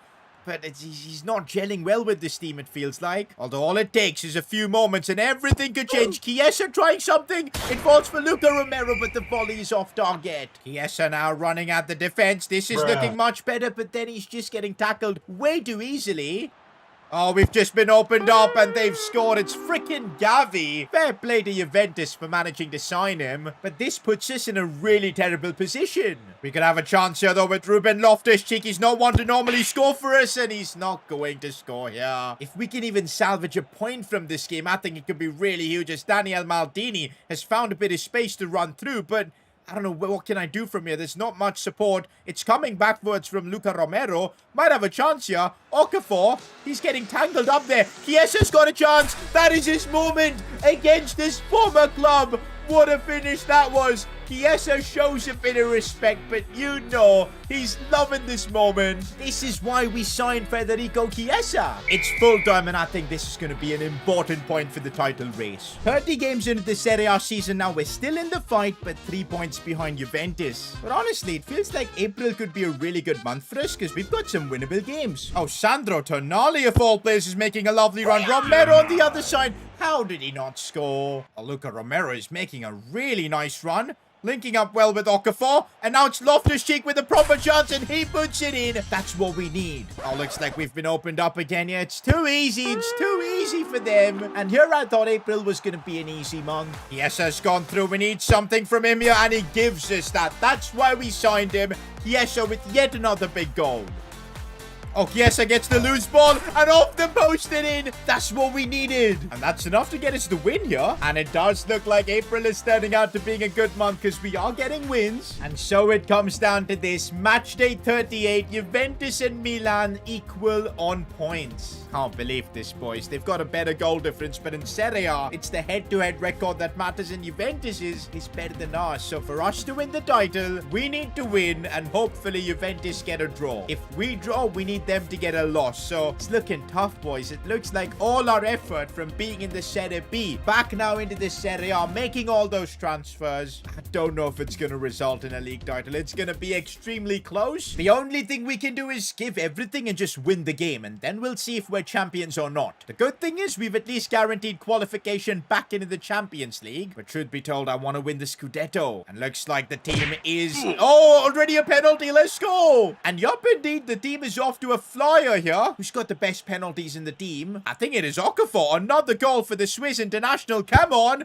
There you go. In a title decider, we're already leading. That is Okafor's 29th goal in 38 games. Like, what a season he's had. Feels like a while we haven't scored from a set piece. We good from this one, and Theo gets, I think, his first goal in the series. Guys, it really feels like we've done our job. Everything now depends on the Juventus result. And that's full time, boys. And I don't know if we're champions or not. I see some celebrations from a few players. I think we are. We are champions. Bro, Juventus have bottled it in the last match day. I legit can't believe it. Bro, I was fully expecting to not win the Scudetto this season, but looks like Juventus have choked. Nah, man, this feels so fitting because remember in our first season, we were robbed of the Serie A title on match day 38, basically. This time, we're taking it away from Juventus. It's the youngster Daniel Maldini who's had the armband since Calabria left. He's gonna get the honor to lift the trophy. He's helped guide this team,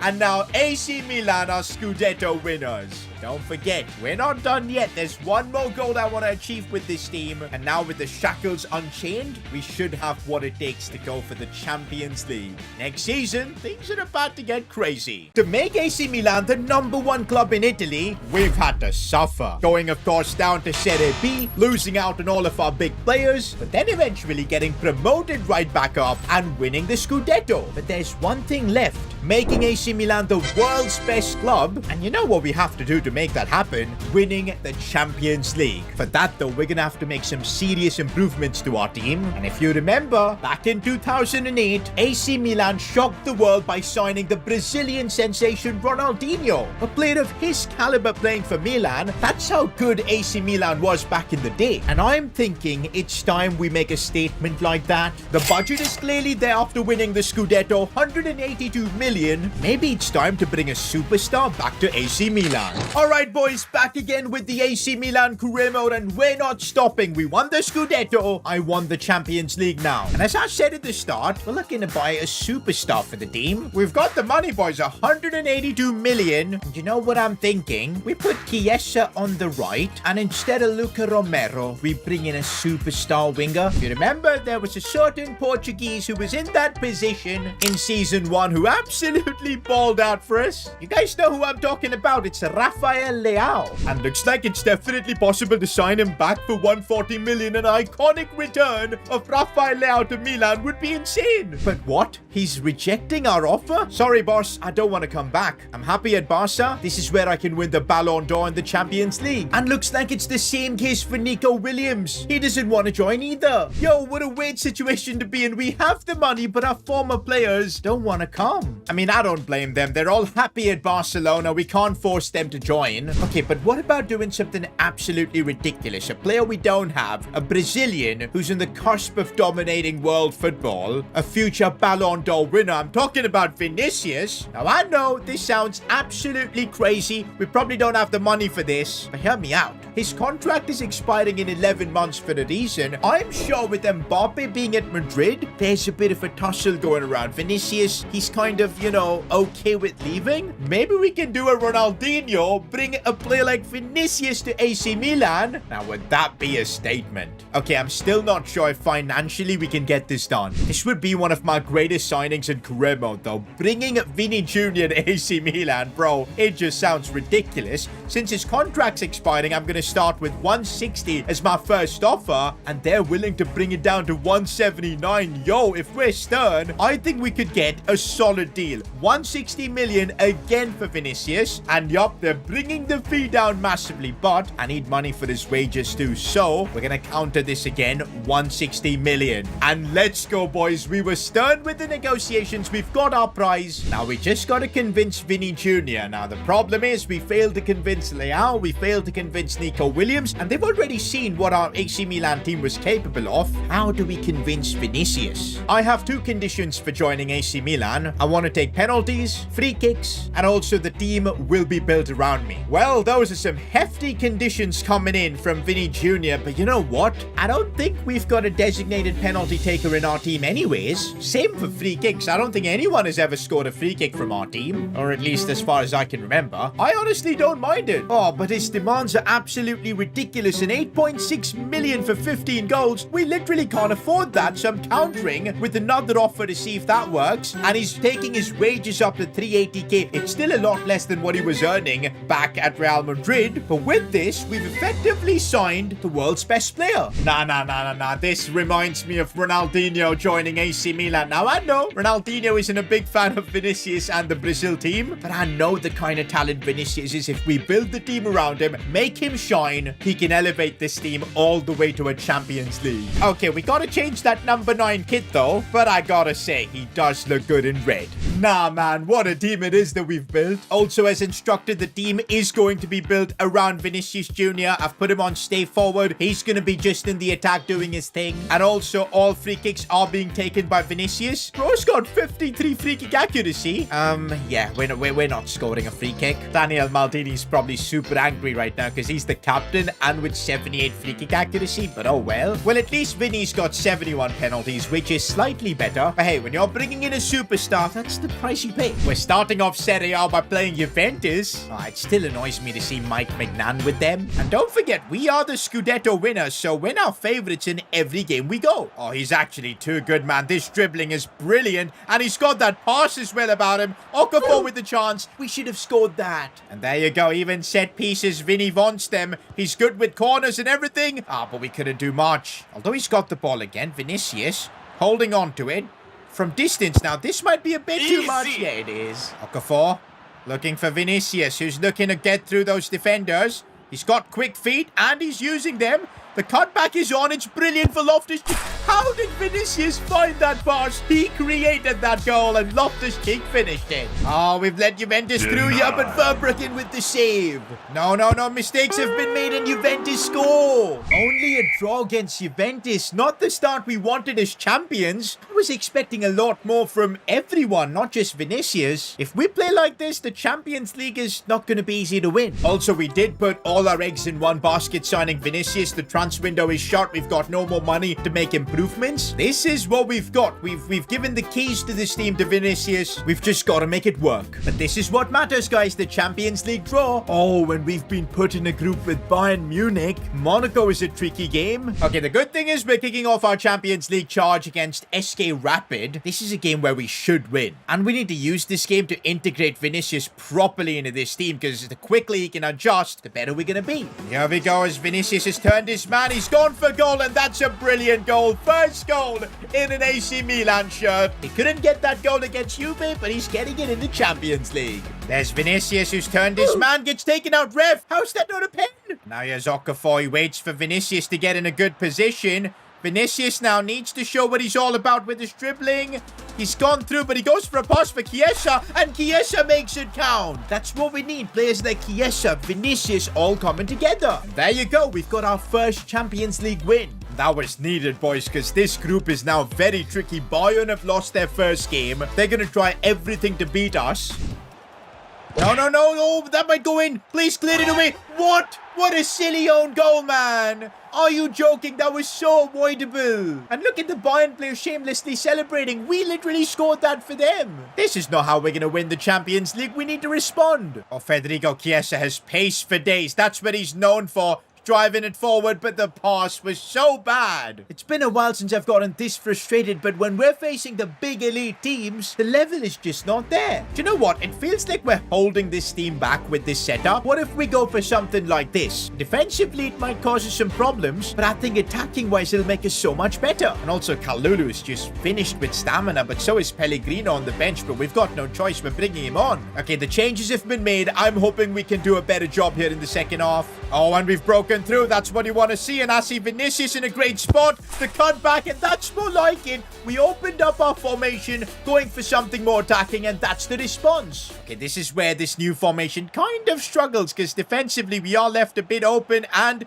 Pellegrino is nowhere near the level of Kalulu, and we've been opened up. But this time Verbruggen makes the save. And here's Ruben Loftus-Cheek, a good bit of dribbling. This is going to give him more freedom to get forward. Sees the pass here for Okafor. And I see Vinicius, but couldn't find him. Oh, Tonali wins that brilliantly. Should keep it in and does so. We need to move the ball now. Come on, let's see if we can create something. Loftus-Cheek looking for Maldini. The pass for Okafor. He still has it. Oh, but he can't shoot. Oh, but now Sane has gone through. We're being exposed. He's been forced wide, so we might still have a chance here. And he's just walked out. We got lucky there. There's still a chance here to do something. Vinicius controls it well. Oh my days, I thought we had won it there. That's full time. We couldn't beat Bayern, but we fought back really well in the second half. And I think this change in system is what we need to become Champions League winners. Right now, this group is super interesting, man. Monaco, that's going to be an important game too. If we make it 3 wins in a row, though, in the Champions League, I think we could be looking really good for top spot. And oh, Vinicius has broken through, and that's the classic Vinicius we want to see. Making those runs in behind and then doing his job. And okay, boys, we've got a free kick, and although this isn't a position for Vinicius to really score, do we just go for it? Okay, I'm going to try something. A good amount of power. Come on, Vinicius. Call this one in.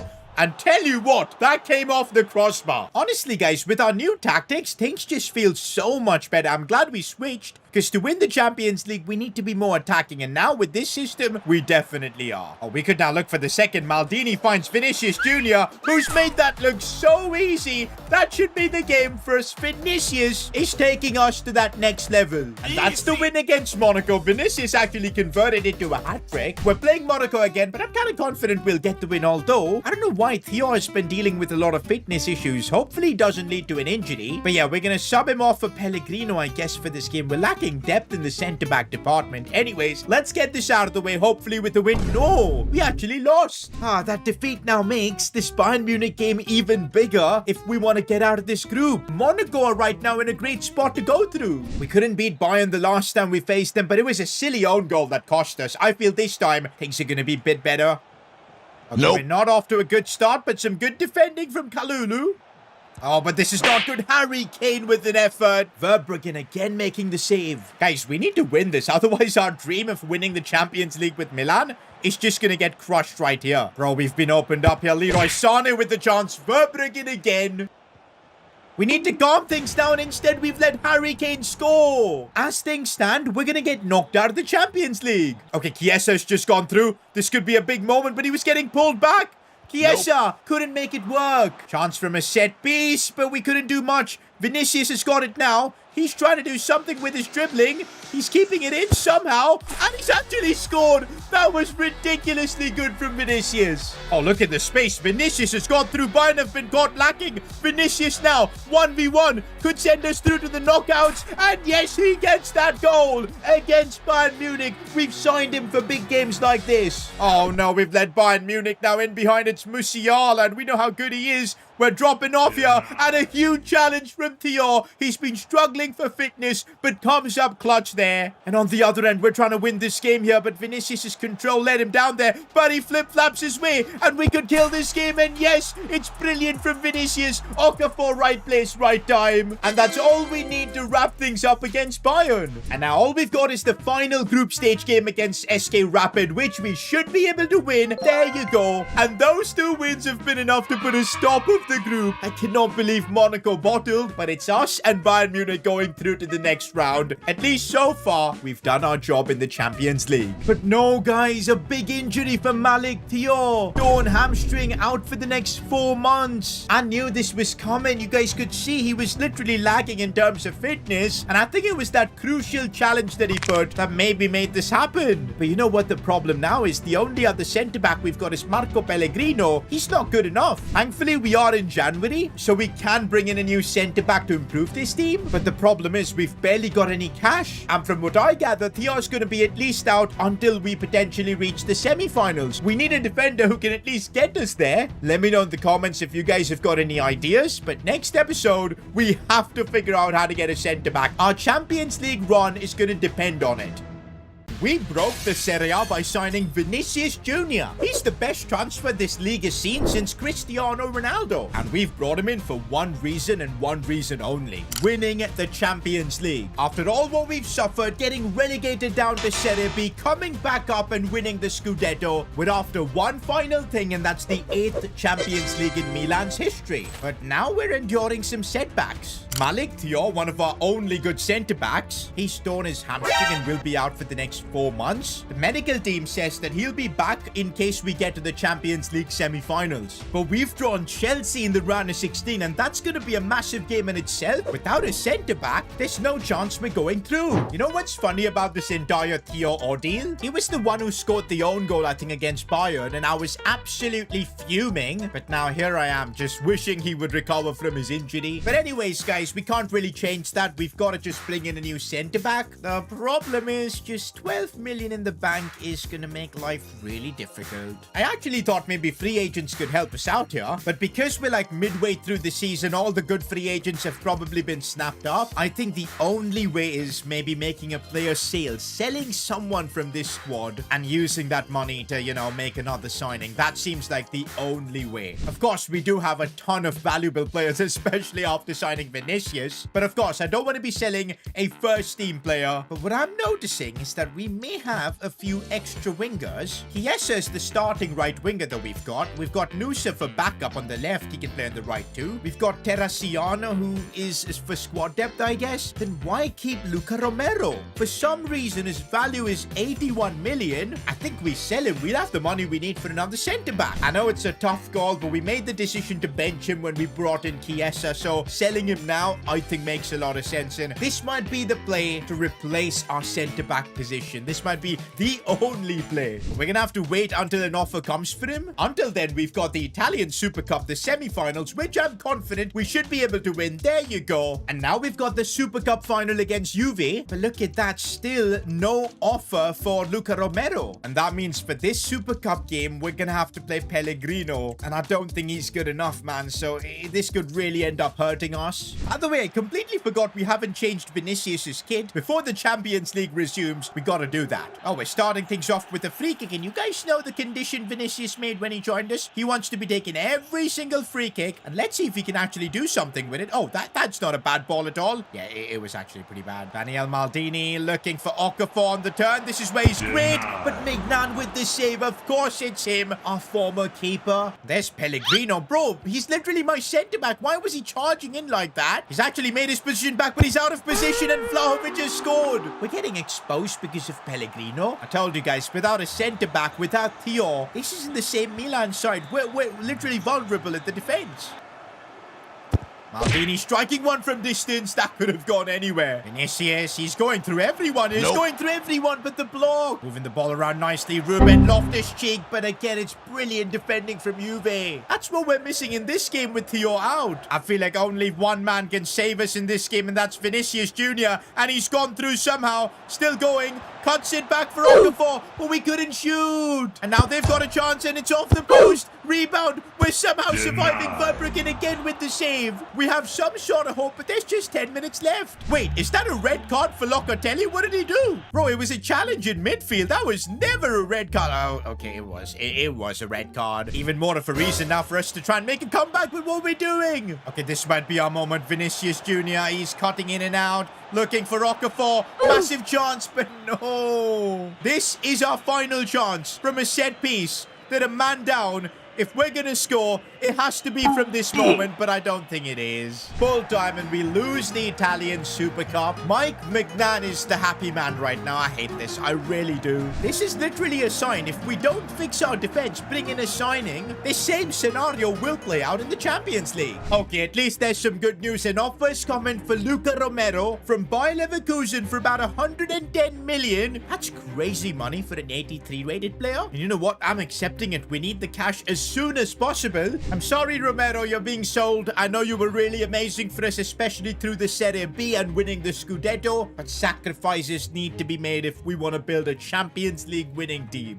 Now we're talking, boys. 115 million to bring in centre-backs. Wait, what? Even Kalulu's injured? What happened to him? Broken toe, he's out for the next 2 months? Bro, we literally don't have a centre-back now. What is going on? I do remember Kalulu falling over towards the end. I didn't think he would pick up an injury, but he has. This is annoying, boys. Now I think the plan has to be to sign 2 centre-backs, because Kalulu won't be back until the Chelsea tie is over. We'll be risking getting knocked out if we don't sign a couple of centre-backs. You know what? Juventus injured our centre-back. Let's get back at them by signing one of their players, Riccardo Calafiori. I remember seeing him at the Euros, and everybody was talking about his aura. So I think, you know what? It's best to sign him. He's 82 rated, should be reasonable priced, and then it leaves us money to sign another centre-back, which we kind of do need. All right, I'm hoping we can get him for like under 40 million. If we can somehow do that, it'll give us a good amount of money to bring in another better centre-back. And it looks like, yep, we should be able to get him for a reasonable price. Let's try and still counter with 40 to get him at that value.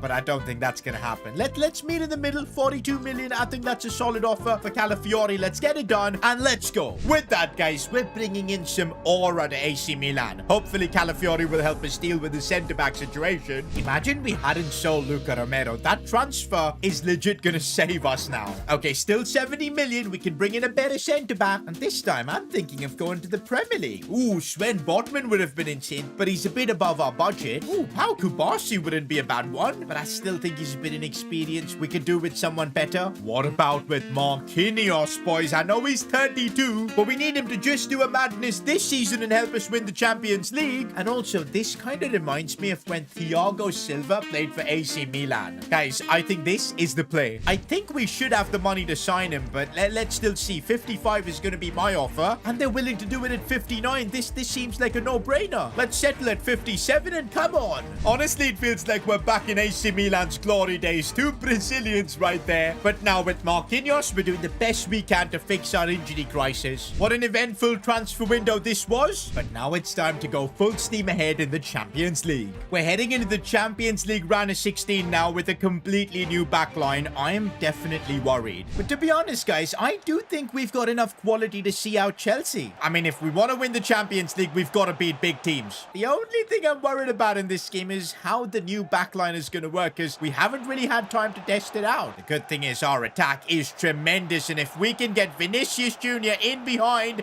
it could really help kill things off, but it's a big save. Oh, he gets the ball back somehow. Vinicius, another chance, but should have scored. We're absolutely piling up the pressure on Chelsea now, and Marquinhos almost did something there. Oh, this could be a chance. Parisi, Cucurella clears it off the line. Tell you what though, so far our defense has done a superb job. Calafiori and Marquinhos have formed a really nice backline. A few moments later. Just as I say that, we might concede, and we do. I literally jinxed it. 1-0 down at Stamford Bridge. Not what we want. Okafor's found a bit of space, and he can keep going. Keeps going and gets the goal. There's the equalizer. Instant response. Oh, we can't let Chelsea score again. Verbruggen, good save.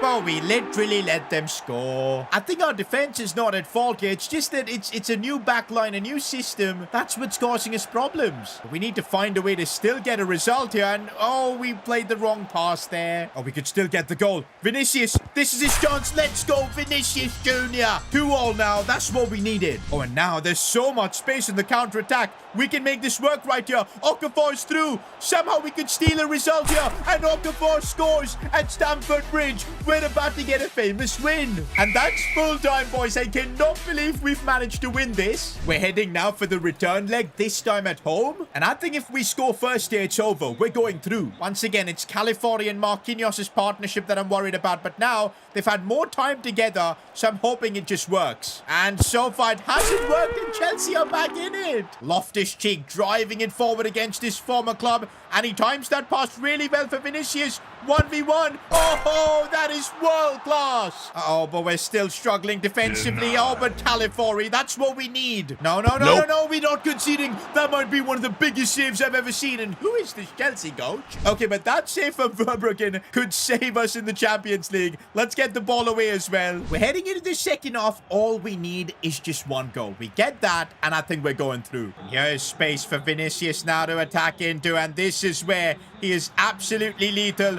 Looks for Okafor. We've cut them up brilliantly, and Vinicius slots it home. What a finish, and I think that should be enough to send us through to the quarterfinals. And yes, boys, Milan are through. Bro, what is our luck? We've drawn Real Madrid now in the quarterfinals. But at least the good news is Kalulu's back from his injury, and I think if we knock out Real Madrid, Theo should be back too. We can do this, boys. We can take Milan to the 8th Champions League. Do we make the big decision, boys? Does Kalulu get back into the team? Well, he's going to be on the bench, but I'm not confident he should be a starter. His stamina is still not full. We'll keep him on the bench for the first leg. Hopefully, he'll recover for the second. But man, why do we have to face Real Madrid so early on in the Champions League? These are the two teams that have won the Champions League the most in their history. And look at Kylian Mbappe. He's going to be the one to try and stop us from winning this. Oh, Okafor's found a bit of space. Van Dijk should be old now, and Okafor's taking complete advantage of that. Early goal against Real Madrid. It's a dream start for AC Milan.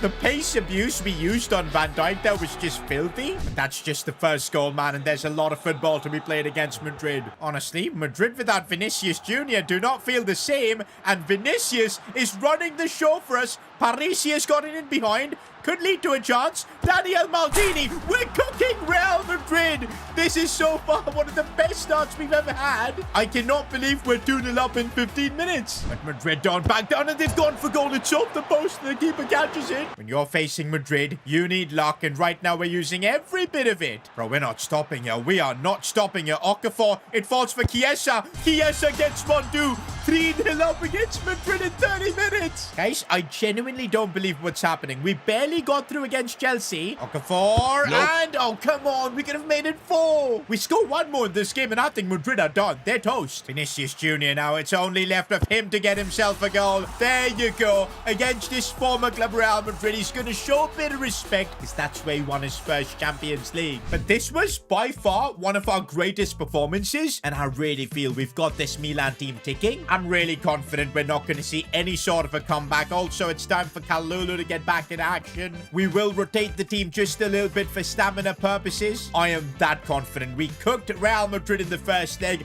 Let's get the job in the second. They beat us, but it's not going to be enough. Through we go to the semi-finals, where we've gotten the easier draw against RB Leipzig. We deserve it, man. We've knocked out Real Madrid. Okay, but now we've got big questions to ask. This Calafiori and Marquinhos pairing has been pretty insane. Do I want to change it by bringing back Kalulu and Theo? I mean, Kalulu's got 92 pace. I think, yeah, Calafiori, you've come in with the aura, but it's time to bring back Kalulu. I think Marquinhos definitely starts over Theo, so we're keeping him in. Everything clicked versus Real Madrid. We need one of those nights once again. Bro, you know what? I've not changed Vinicius' kit number, but I want him to keep number 9 because he's walking through defenses. Look at this from him. Oh, but he couldn't finish. Parisi looking for the cutback. Loftus-Cheek put it wide. That was so close. By the way, who would have thought Ruben Loftus-Cheek would still survive in this team and stay for so long? But after the relegation, I began trusting him more and more, and look at him now. Here's Maldini, looks for Okafor, and there's the scoop done, and bang. We're making it look too easy. Vinny, lovely ball for Daniel Maldini, who's got the better, but that touch was really heavy. He's walked the keeper, and there's the finish. Milan lead 2-0. No, Verbruggen, are you kidding me? Bro, in this Champions League, he's made 2 or 3 saves that are just simply inhuman. A few minutes later. Oh no, we've been opened up, and even Verbruggen can't stop that. Leipzig are at least fighting back. Bro, suddenly how the game has completely changed. It's 2-2. We've collapsed. Bro, everything was going so well, and I don't know how this happened. Vinicius though, and that's why he is the world's best player, coming up clutch for us in the Champions League. And again, with him having a chance, he squares it for Okafor. Okafor gives it back, and Vinicius responds politely. Lovely finish, 4-2. We've got our 2-goal cushion. Bro, Leipzig have completely collapsed, and it's done. We've got the dagger here in the 87th minute. This tie is over. Yup, with the 3-goal advantage, I don't think Leipzig survived this. I genuinely can't believe just how dominant we've been in the Champions League. We are going to rotate the team a little bit just because a lot of players are completely done for stamina, but I still think it's not going to make any difference. We're going through, and there's that. And the date is set. AC Milan versus PSG. Either we're going to win our 8th Champions League, or PSG are going to win their first, but they don't have Mbappe, so I'm confident. Although we didn't really have a good season in the Serie A, finishing 4th, we didn't focus much there, to be honest. Juventus took the crown. We were dealing with centre-back injury issues for almost a couple of months. It is what it is. Truth is, we've got bigger fish to fry. Also, man, we've seen a generational season from Vinny in the Champions League. 13 goals in 11 games. That is precisely why we signed him. Also, Okafor, you've turned out being the hero I didn't expect. I thought it was going to be Rafael Leao at the start of the series, but we know how that turned out. But this team is special. I think I've made my decision. It's going to be Marquinhos and Kalulu starting the final. Maldini as the captain. Time to wrap things up by making AC Milan champions of Europe once again.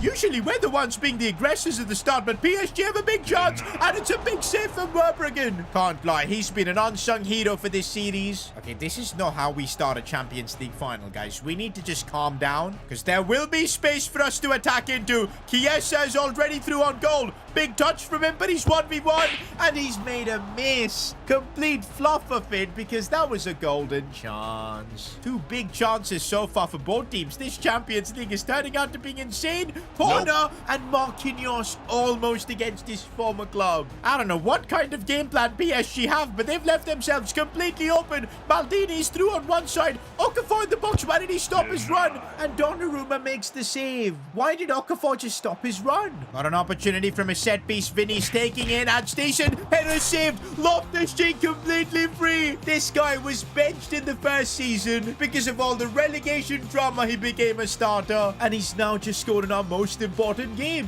Oh, but this Champions League is turning out to being a classic as PSG They're right back in it. Barely took any time for them to score. No, PSG with another chance. How have they sneaked that in? This game is completely turned around now. We're the ones who are chasing. I don't like this feeling. In fact, we haven't experienced this in the Champions League pretty much because we've just steamrolled past teams. In fact, it could be another goal. Verbruggen did really smart to just come forward. Bro, Theo Hernandez, seeing him in that PSG shirt does annoy me. He was there with us and now he's helping PSG win the Champions League. It's frustrating to watch, and that almost went in. Okay, we need to get a grip on this game. There is still time for a comeback, but if we keep losing the ball like this, nothing's gonna happen. Now they've opened us up. They've opened us up. It's 3-1. It's over. We've got 30 minutes left and we need to score 2 goals. I don't see how it's gonna happen. The fact that we were 1-0 up and we threw away that lead so easily, frustrating. And now Vinicius Jr. though, he's gotten through. This is what he does. Fake shot. Still Vinny, but he couldn't complete it. Okay, Okafor though. Okafor might get us a goal back. There you go. There is hope. Wendy managed to get one more. If you guys remember Istanbul, where AC Milan were on the losing side after Liverpool made a crazy comeback, this time we need to change history and be the ones making the comeback. This could lead to something. Vinicius Jr. he's done so smartly, and Okafor is always there. Another goal in a final for him. 3-3. It's game on. I cannot believe we've made the comeback. Everybody calm now. There's still 10 minutes to go. We don't want to concede, but I also don't want this to go to extra time. Vinicius from a corner. He's got oikos of space to run into. That's exactly what he's doing. We've hit PSG on the break, and I think Vinicius could be the one to wrap things up. It's a cheeky chip off the crossbar and in. I thought he missed it. What a finish from Vinicius Jr. Kind of reminds me of Zidane. Look at the celebrations. Everybody knows it's done. I'm losing my voice too. Guys, this might be the coldest finish for a team to win the Champions League. Off the crossbar and in. No goal line technology needed there. It's full time, boys. We've done it. Champions League number 8 for AC Milan is in the bag. And from where we had to bring this team, guys. First season being robbed of the league, going down to the Serie B, losing our players, to coming back, signing the likes of Vinny, and winning the Champions League. Maldini lifting the Champions League trophy. Our story with AC Milan is done. We've made them not just the kings of Italy, but the king of the world.